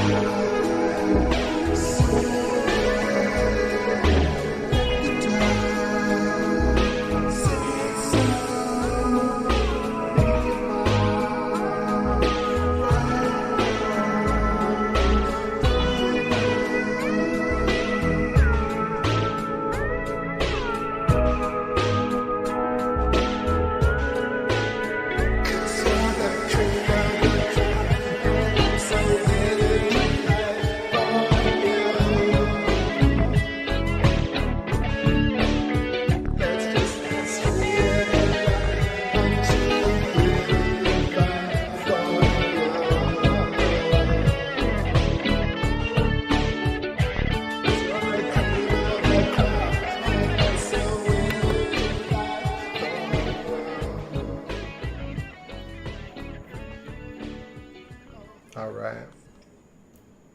Those Mutual Masses and a couple of others defunct.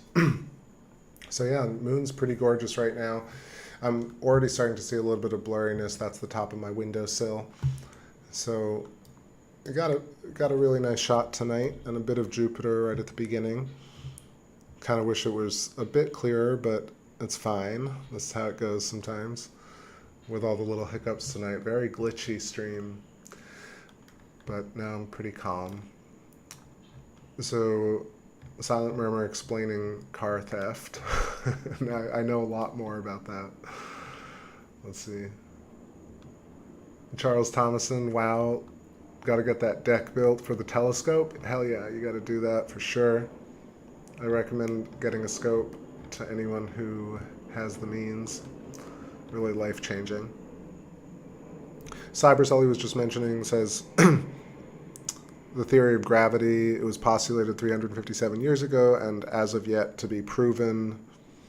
That's sort of what I commented on, which is just that if you take the very simple notion that you walk off a cliff, and whatever that effect is, we can all agree that that happens. And therefore there is, or if you jump and then you land again, gravity, right? But more so what I'm saying is if you ask a current scientist or somebody in the mainstream, like what exactly is happening? Like what is the force behind gravity versus describing gravity and saying just gravity, gravity. Exactly, it's gravity. Gravity does this or gravity does that, or gravity is this speed, or gravity is this powerful on Earth versus gravity on the moon. And really trying to understand like what's actually going on underneath that. And you realize that quantum mechanics has already explained what's happening with gravity. And the fact is, it's really not warping time and space, the fabric of space-time. It's actually an effect, an emergent property of the field. So things have their own gravity. So humans have a gravity, particles have gravity, planets have gravity. It can be misconstrued as bending the field, but in fact it's actually interaction of oscillations and harmonic sequencing of an object and its nearby object. So you have an object approaching another object, and in between the two, a field, like a counter space attractor, is created because of the two fields meeting. This is akin to Markland convection, or the wires crossing, but two fields connect and pull each of the cores towards this other point. So we are pulled towards Earth in the equilibrium that we pull at Earth. And that's how we are tied to Earth, but also close to, we can jump off Earth by a little bit. And that's how things are both attractive, repulsive in a certain equilibrium, depending on the mass, or the mass or the oscillation. And so if you think about it in terms of connectivity and in terms of electricity, you realize that we can explain gravity in a simpler way, as opposed to just ad hocing this idea of gravity. What's going on, Daryl? Good to see you. The moon was officially full about 5 hours ago. Yep. You can see at the very top, it's already, Terminator's already coming through, rounding off. Cybercelly, please enlighten me on the difference between gravity versus density as an explanation. Well, density is a property of something. It's not an actual force of something. So, of course, there's density. There's permittivity, permissivity, density of things. Depending on what you're going through, that medium has a density, a pressure, gravity. Like everything that we feel is alive, and that resonance of it it has qualia, or qualities. And the quality to something is density, and the emergent property of something is gravity. Underneath it, you have the geometry of the field that we see. Like everything outlines the field. It's not like a made-up idea, because you see all of it. And not only do you see it, but your whole body is literally outlines a plasma filament. It's that kind of simple. It's not this understanding where you have to like have beliefs, or you need this kind of experiment. You just look at yourself in the mirror, look at your hand, and look at space, and look at Earth, aerial shots of Earth, and you see that the consistency in patterns means that we are all built off the same structure. And then ultimately, if you zoom in with a microscope, you'll see that we're built of the same particles too. And therefore you have, in essence, an emergent property. So density doesn't do anything. Density is what something is. So density is not an explanation for how gravity actually operates.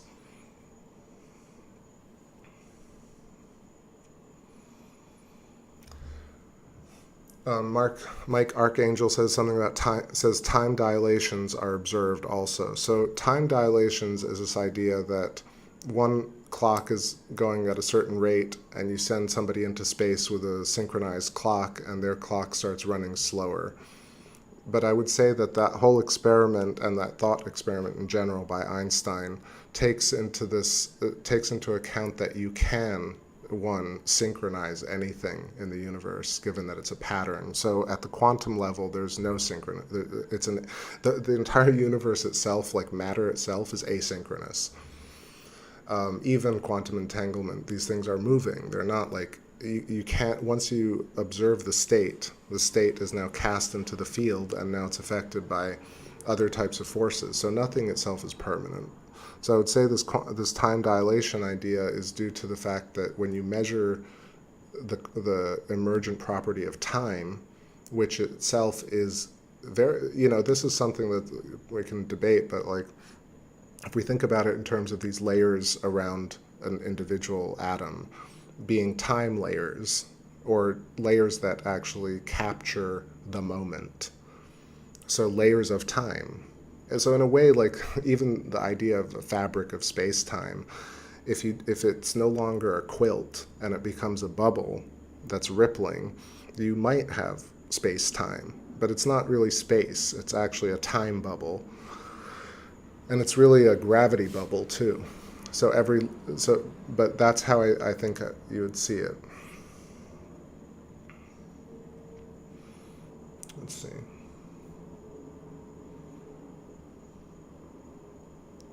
Yeah, so time dilations I think are observed, but there's time observed outside the field, and in different parts of the field will affect matter differently. So a clock, like an atomic clock that's in the outer band of the Earth's magnetic field, would probably be affected because of the field that it's in.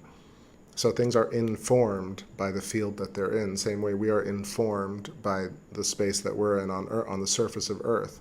So things like time dilation, it would be interesting to see clocks, let's say, on the Voyager versus clocks that were synchronized on Earth. And did we experience time dilation with Voyager that's now like close to the heliopause?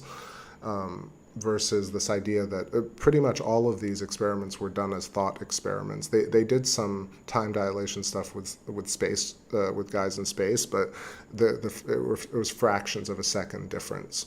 So we've only really measured it as in very small amounts, and it's hard to replicate. So time dilation sounds, again, very fancy and interesting, but I'm not sure it's like such a peculiar thing. I think it's just that time exists as different modalities in different areas, different fields.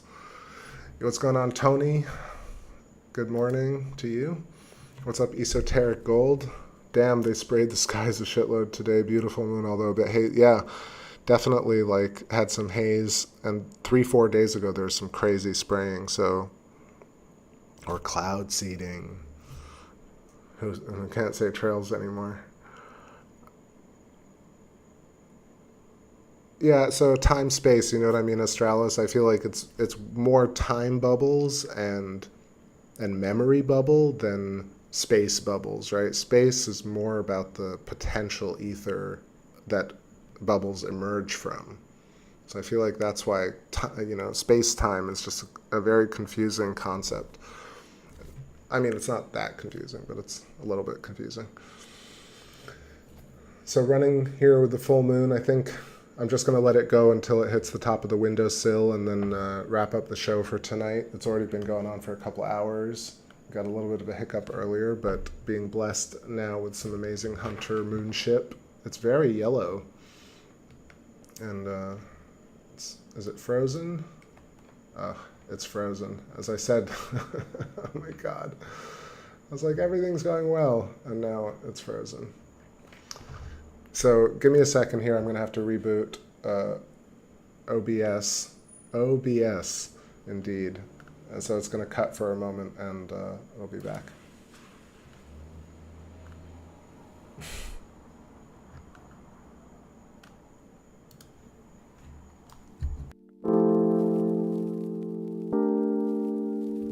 Inside my soul, you keep me waiting. You keep me deep inside your soul. I keep you waiting. I keep you deep.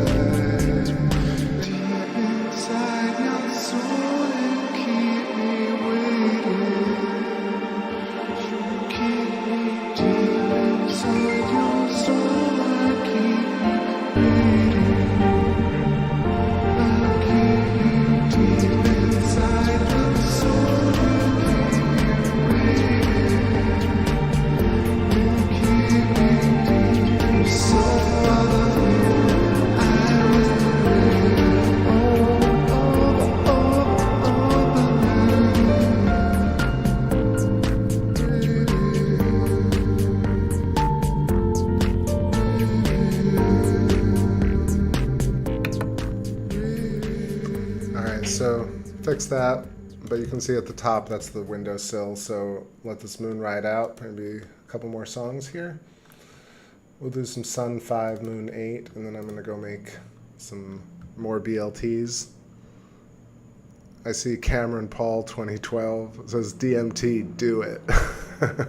That's a way to enter a stream. Well, look, there are actually, I looked it up, there are pictures of Earth from the DSC-VR Discover craft. And in fact, actually, it's kind of daily, like they take pictures every hour or so of the Earth. Now, you could say that those pictures look a bit funny, but there are actually pictures from it, from Earth, from 1 million miles away, I think, at the Lagrange points.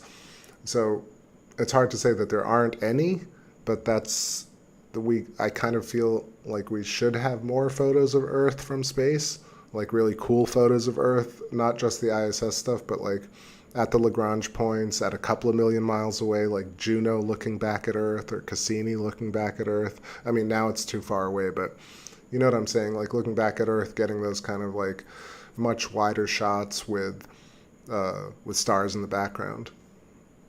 So I know why people think that, like, gosh, we have no pictures of Earth from space, but there are some. And yeah, let's see. So Cameron, right now these were just some birds, but actually earlier in this stream caught the latest, caught a lunar wave, which is those old effects that we used to capture, or effects, but events.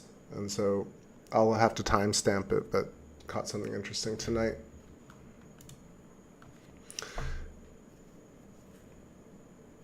Actually, here I'll just link y'all anyway, since we got some new peeps in the chat. So this is my best of clips from the last 6 years, and you'll see some stuff if you want to look at like satellites, transits, and UFOs and stuff like that. There are a couple that I'm not sure about, you know.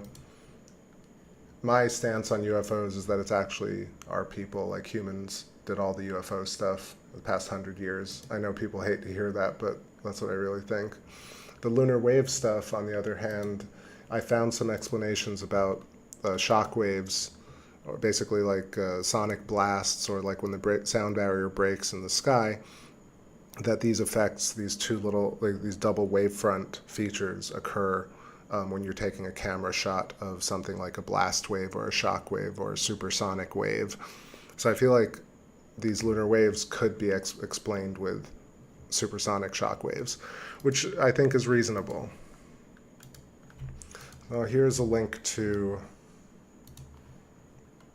yeah, the lunar waves are in that video I just placed, but this is a playlist of other people's lunar waves, where there are about 10 of them, and if you're interested, you can see at the very end. Let's see. Yeah, at the very end, you'll see the couple of videos. One is called Shockwave Shadows in Slow Motion, and one's explaining the lunar wave, and you can kind of see what happens with shockwaves. So that's what it looks like.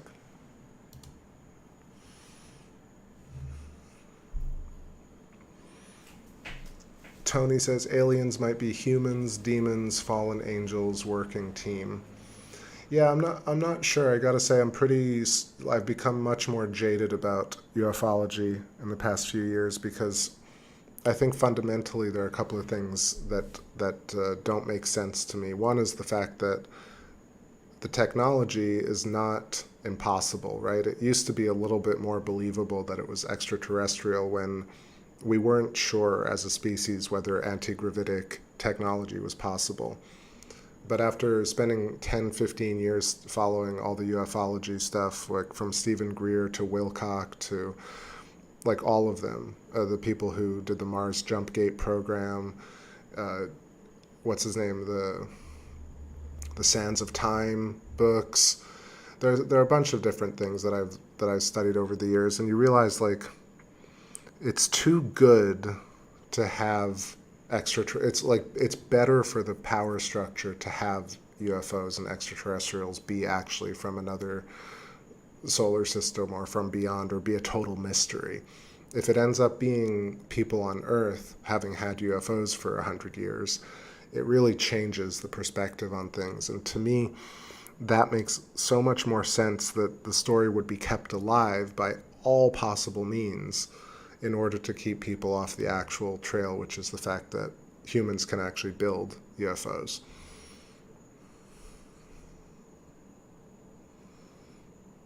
You see that whatever crossed Saturn had to have been huge? Like, that is kind of a crazy thing, because it is hard to conceive of what that is. I mean, it could, of course, be a meteor, and that's how meteors are seen from Earth, because maybe the meteor was close to Earth and it just crossed. I mean, the fact that it crossed in front of Saturn is crazy to begin with, but it could not be that huge, right? Who knows? Also, the other thing to note about satellites and UFOs and crafts that move, having seen airplanes and satellites and all these things, you realize that, like, small craft would be almost impossible to see if they had camouflage and if they had faster than light travel and anti-gravitic. It doesn't make sense that there would be UFOs just zipping all over the place making errors. The type of technology that's used in ufology is so high tech that it doesn't seem like it makes sense to me. But then again, that's not real science. My personal beliefs are not like, gospel science. But I think rationalism took over at one point, and it just seems like all the stories about jump gates to Mars, emissaries from Orion, tend to not have new information in them. Almost all of them. And I know a lot of people follow the channels and the mediums who talk about, getting in touch with the Arcturians, for example, and how they get messages from them and they get taken aboard spacecraft. And it just always sounds to me like they just have never been on a spacecraft and that they don't learn anything new from these extraterrestrial species. Because it would seem to me that if you got teleported into a spacecraft and then returned to your home, and that happened for real, you would be a changed person forever. You wouldn't be able to shut up about it. You wouldn't be very calm and just sitting on a YouTube channel, like, asking people to subscribe. Same way, like, in a way where, not to get into the whole Apollo conspiracy, but I know a lot of people dig going into that. I've moved away from it because the photos from Apollo are, like, really hard to fake. And I'm not talking about the people walking around on Apollo, but at least the craft images from landing to the distance shots of the Earth. It's too hard to say that those are faked. It's just really probably possible to fly a craft to the moon. But at the same time, when you watch the press conference of the Apollo 11 press conference, Buzz and Neil and Michael Collins do not seem at all like they were just on the moon. They just don't feel like it. And people are good readers of character. Like, everybody's can read people's characters and voices and behavior and eye movement. And when you watch that press conference, you could tell me all day that these cats are, like, really ship-shape good old boys, but it seems weird. It just doesn't feel right. And it's the same sort of thing here when you listen to people talk about going to Mars, like the Corey Goode story, or you listen to, like, Elena Danaan talk about being teleported onto a spacecraft. It just doesn't sit right with me as a person. And all the stuff they talk about is very interesting, for sure, but that's the type of stuff that I think that makes it very difficult to really figure out what's going on with ufology. But more so today, I'm kind of the mind that humans created UFOs. The story behind UFOs is juicier. Well, that's not true. It's not juicier. If, like, humans have anti-gravitic technology, that's way more impressive than, I think, aliens, in a way. if I'm being honest. It's the total opposite. It's what I've said about the moon. Like, the fact that we have a moon is more, in a way, impressive than finding an alien base on the moon, even though it's counterintuitive. But having a moon is crazy already. You don't need extra aliens to make it spicy. Well, it doesn't mean there aren't. It just means that you don't need it. That's another bird. How do I feel about Nibiru? So I think conceptually I have the same stance on almost everything that is hyped up on YouTube in terms of solar flares that are the end of the world, Planet X, Nibiru, Rahu, Ketu, asteroids, comets, like basically anything catastrophism. I just don't look forward to, or I don't talk about, because first of all, the future in terms of physics and quantum mechanics is unwritten. So we don't know the future. No one can see the future. And to will it into existence is maybe, look, the ultimate death of Earth is maybe willed into existence by everybody wanting the end to occur. I'm not precluding that. But the idea that somebody can say this flare is coming right for us, the end of the world. Or like even Ken Wheeler, who I like in some ways. Mostly I like what he talks about scientifically. I'm not like the hugest fan, but he has these videos with the emojis and the alert things, and he's like, end of September, alert emoji, alert emoji. And I'm like, man, like you realize this is like just hyping, it's just hitting people in this kind of, horror, Hollywood type of way of like drumming up this kind of feeling. So Nibiru falls under that category, like a slave, like the Anunnaki coming back to Earth to enslave humanity, for us to mine gold for them, is so backwards and illogical when you really think about electric universe, panpsychism, all the stuff that I actually talk about, that physics proves that you're literally the embodiment of God by looking at yourself in the mirror, realizing you made your own body, not like another God. You made it. And your body is so complex, you don't even know how to explain it. But at the very smallest level, like the red blood cells and the proteins are completely self-aware and do all this work by themselves. So quantum-wise, humans are completely the embodiment of the whole aperture of God. So that already just says that who cares if there are aliens, because if there are aliens, they're also this oscillation of the field, right? They're not so different that humans are somehow insignificant compared to extraterrestrials. So that's how I feel about like Nibiru, Planet X, Rahu, Ketu, Anunnaki, anything returning to Earth to destroy Earth, just like we're already destroying Earth. You don't need like an extraterrestrial race to come back and destroy Earth even more. It's already happening. So Cameron Paul does the other side of it, says, I'm not talking about catastrophes, but where our makers supposedly come from. But then again, I would tell you, look at trees, look at all the fossil records. Pretty much everything has two eyeballs, it has limbs, it has legs, it has feelers. We look like everything that's ever existed, and everything that's ever existed looks like humans and planets and space.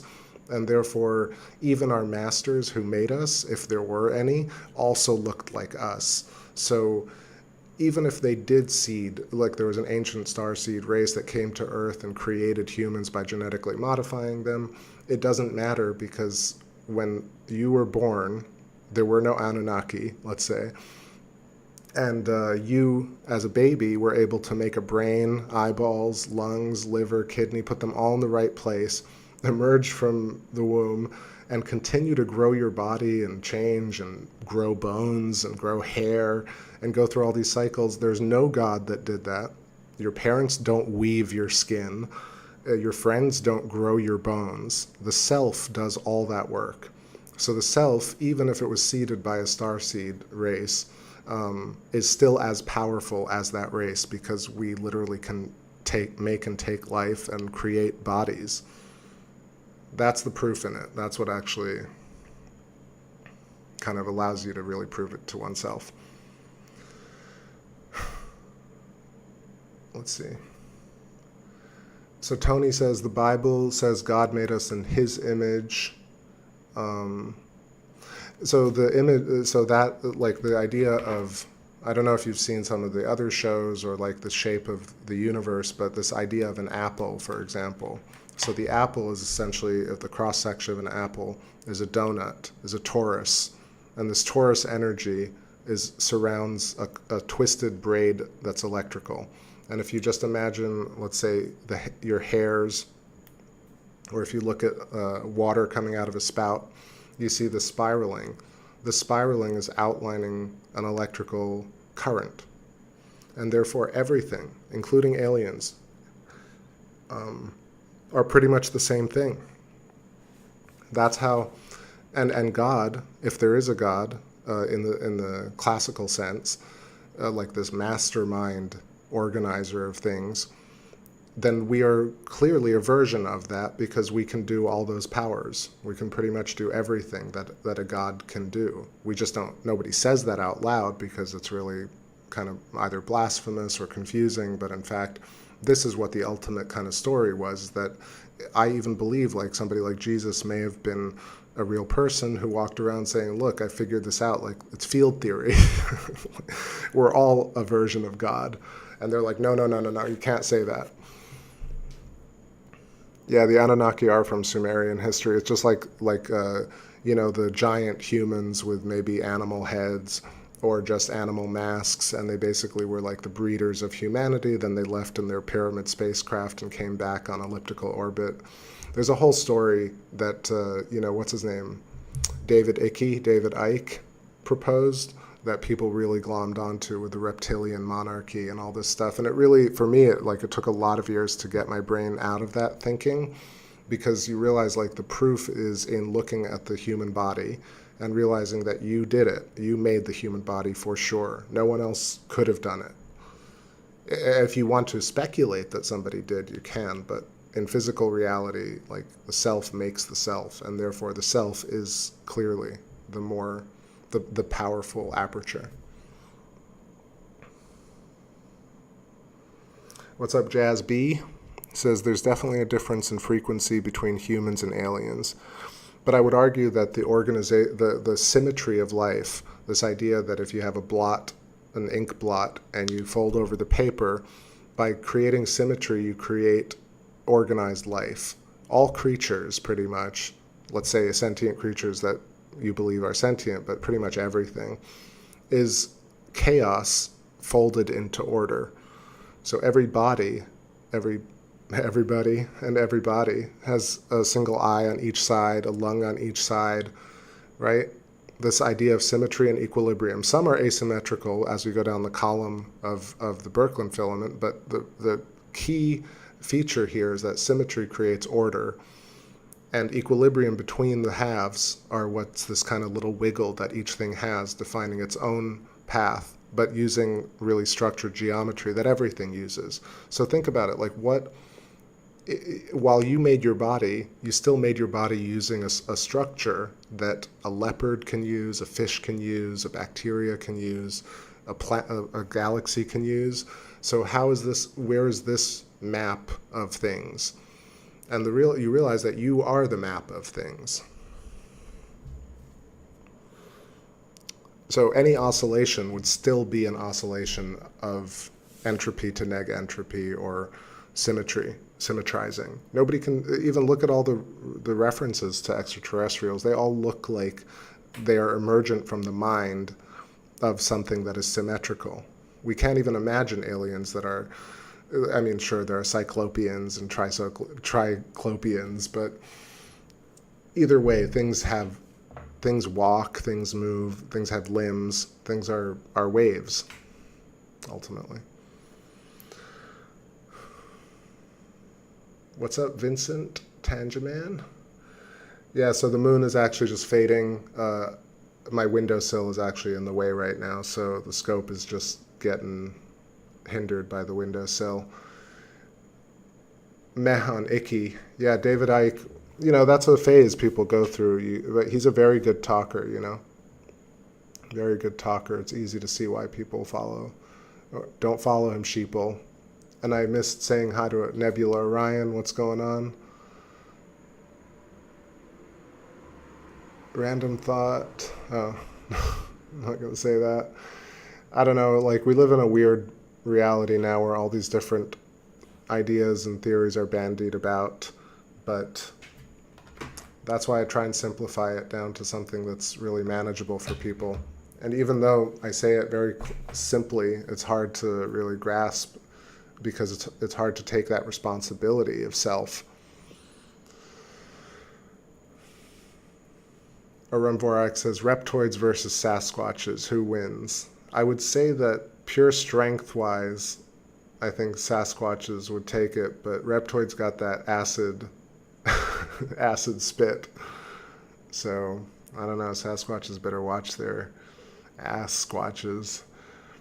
Mike Archangel says, they had a lot of interesting observations of the universe, knowing the colors of planets and elements. Yeah. What are your thoughts on simulated universe theory? The argument is that these patterns are proofs of a simulated field. That's a great way to end it. So to wind down the show here. So simulation theory, I think, again, it's an interesting word because people really like the idea of the word simulation because we like to copy. Biomimicry is something that humans and species love to do. So when we see something like simulations in computers or in experiments, we're like, oh, we can copy reality. It's the same reason people draw a lake or try and write something about the universe. Our reflection upon the universe is embodied by something like this. So simulated universe theory postulates that at some point a species got smart enough to create computers that could create a simulation of life, a replication of life, or a copy of the life that we know, and that somehow us as humans right now, with this consensus reality that we have, are actually within this computer simulation. And all the proofs that go with it in terms of the structure that we talk about, in terms of all the people who are trying to actually do that right now in our reality.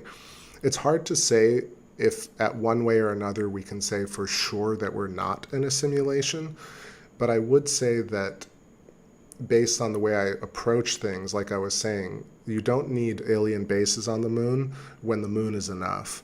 You don't need Anunnaki's star seeding if you know that humans make their own bodies, so we're already that powerful.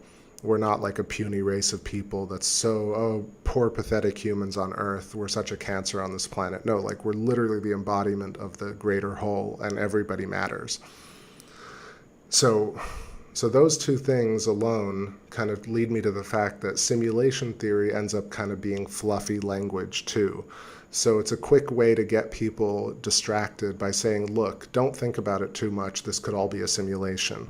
And people use that to say, well, I'm not going to think about it too much because who knows, it could all be fake. So simulation, not only is it appealing, but it also implies this fakeness or this fraudulentness or this like an artifice version of the universe that we exist in now. But I would say an argument to that is that the universe that we experience now is very real if you want it to be. If you look out into space and if you see people and you see trees, this can be real if you want it to be real. And therefore, there's kind of no way of saying one way or whether it's real or not, or whether it's in a simulation or not. So first, you can never truly prove it because a simulation, like you're not going to go to 13th floor level stuff where things dematerialize into wireframes. Like there's no reason for that. Even computer graphics have to fake that in order to fake a scene like that. Glitches in the matrix happen all the time, like sun dogs and weird clouds and stuff. There are things that are even weirder than glitches, right? Even when they do shows about glitches, like Marvel stuff or WandaVision, like they can't even be that creative with it because people are so already used to how crazy the world is that you can't even trick people anymore. So glitches in the matrix, like wireframe towns, bubble, Truman Show, or what's that other one that was on ABC where they're all inside a bubble where it's a simulated world. These things are way more trouble than they're worth, typically speaking, because you'd have to do all the work to maintain this universe. So people who think they're in an enslaved Earth or like a prison Earth that's been, I knew people who used to love the UFO stuff, and they tell me about how like Earth is quarantined because we're like a teenage human race and we're not adult enough to join the Galactic Federation. Do you know how, to me, like, it just sounds like so much fluff and not really sound science. And the science, I think, is way more exciting. The fact that we're a conscious field, the fact that we look like stars, the fact that we grow our own bodies, the fact that we have a field intelligence. There are so many more actual physical things that are way more profound than anything beyond, right? So go back to simulation theory. So simulation theory, again, ends up kind of being fluffy language about a concept that is unprovable and therefore dead ends.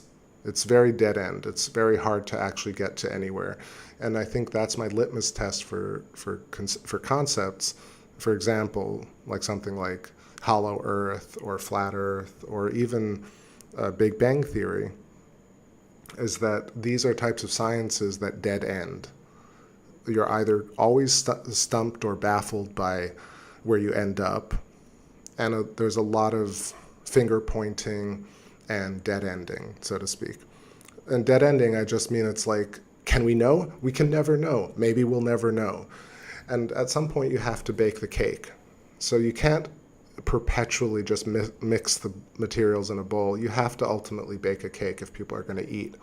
And so science right now, because it's based on this thinking, and some of these conspiracy theories are also based on this thinking, they won't go anywhere because they'll never bake the cake.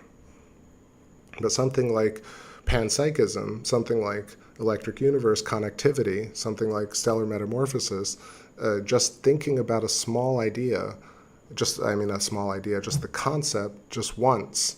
Oh, the universe is connected by wires. Oh, damn, like all these new ideas came to be. Stellar metamorphosis. Oh, we see planets in various stages of their age, just like we do humans.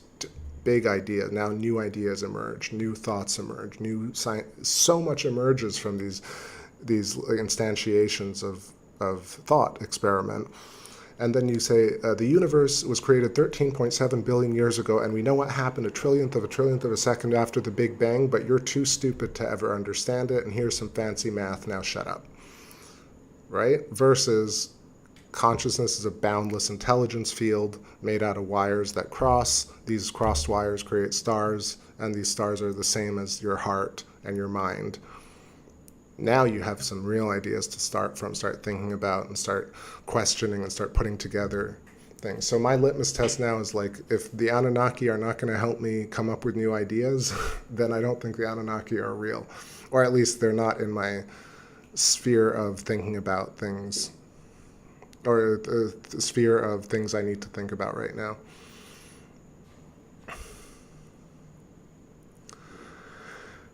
Let's see, so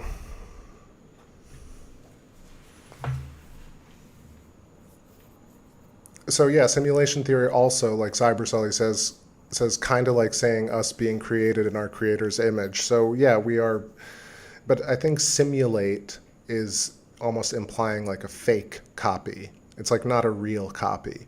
But consensus reality is real. You know, you can, there are people who tell me like, no, you don't know what real is. We don't know if real is real. And I'm like, I don't think you treat your partner like that. And I don't think you'd walk off a cliff saying like, yeah, I don't know if reality is reality. I think it's all fake. You probably wouldn't jump off a cliff or whatever. You know, you wouldn't harm yourself because you weren't sure if reality was real. Reality is real when you need it to be.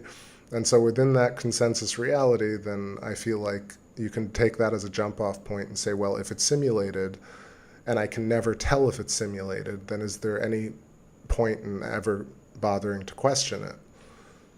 And I'm not saying it's never important. It's just something that's not going to lead you to a place of new questions. It's just going to make you think, how can I prove that I'm in a simulation? So you're going to spend your life trying to prove that everything is not as it seems, which could be the dance that you want to dance. But for someone like me, like I feel like I spent time thinking that this world is fake, but it's more fun to think that the world is real, I think.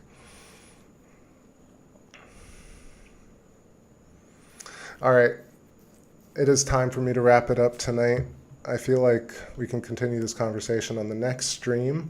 I've said what I had to say, but it's very fun talking to all y'all. I appreciate all the comments. Vincent says, I never liked the Big Bang Theory.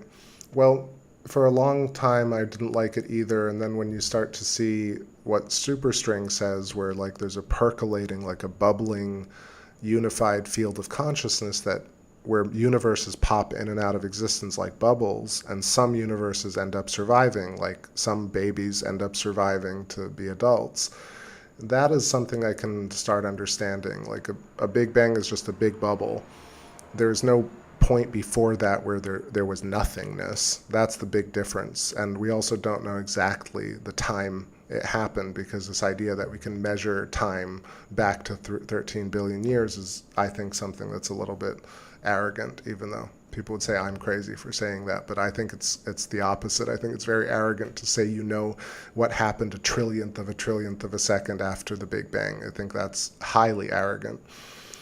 I think it's more logical, more humble to say we don't know when the universe started, but it might have started with a Big Bang bubble. Big Bang bubble. All right. I'm going to have a chill rest of my night. It's great to see everybody. I appreciate you, all my OGs, and everybody new in the chat. If you are interested, please check out the old streams, the playlists, and the description of the video for other stuff. And hope you join us next time. Jazz and Vincent and Mike Archangel, good to see you. Esoteric Gold, Astralis, Cyber Sully, Rumvorax. I know Copper Trops was here. Cameron Paul, nice to see you. Thanks for hanging out. Mary Quite says, I really like the new songs you played yesterday. What did you name them? So there was Desert Fires, there's Not So Far, and I think I listed the other ones, but I'll be playing more of them over the coming few. Mary, I hope you're doing great. Sorry, I saw your comment just late. Let's see. Tony and Daryl, nice to see you. Amy G and Rich, hope you have a great night. And I saw D Zerda going down over there, nice to see you. Astrolabium. And that's all I got. But I know others were here too, so thank you. And have a wonderful rest of your night. Yeah, bubbles pop, but some bubbles stick around for a while, right? Dream till your dreams come true. All right, everybody, happy full moon. I'll catch you on the next stream, maybe tomorrow or the day after. And definitely leave me a nice comment, or a comment. Doesn't have to be nice, but nice one would be good. And definitely check out Jeffrey Walensky, Stellar Metamorphosis, Eileen McCusick, Human Biofield, Rupert Sheldrake, Morphogenic Resonance Field, and Panpsychism, and of course Thunderbolts Project and Buddy Doherty and all the cool cats in the electric field stuff, because you know that's the thing. I mean, at least we can start somewhere fresh, 100-year-old fresh. Take care, y'all. It's your captain signing off on another one.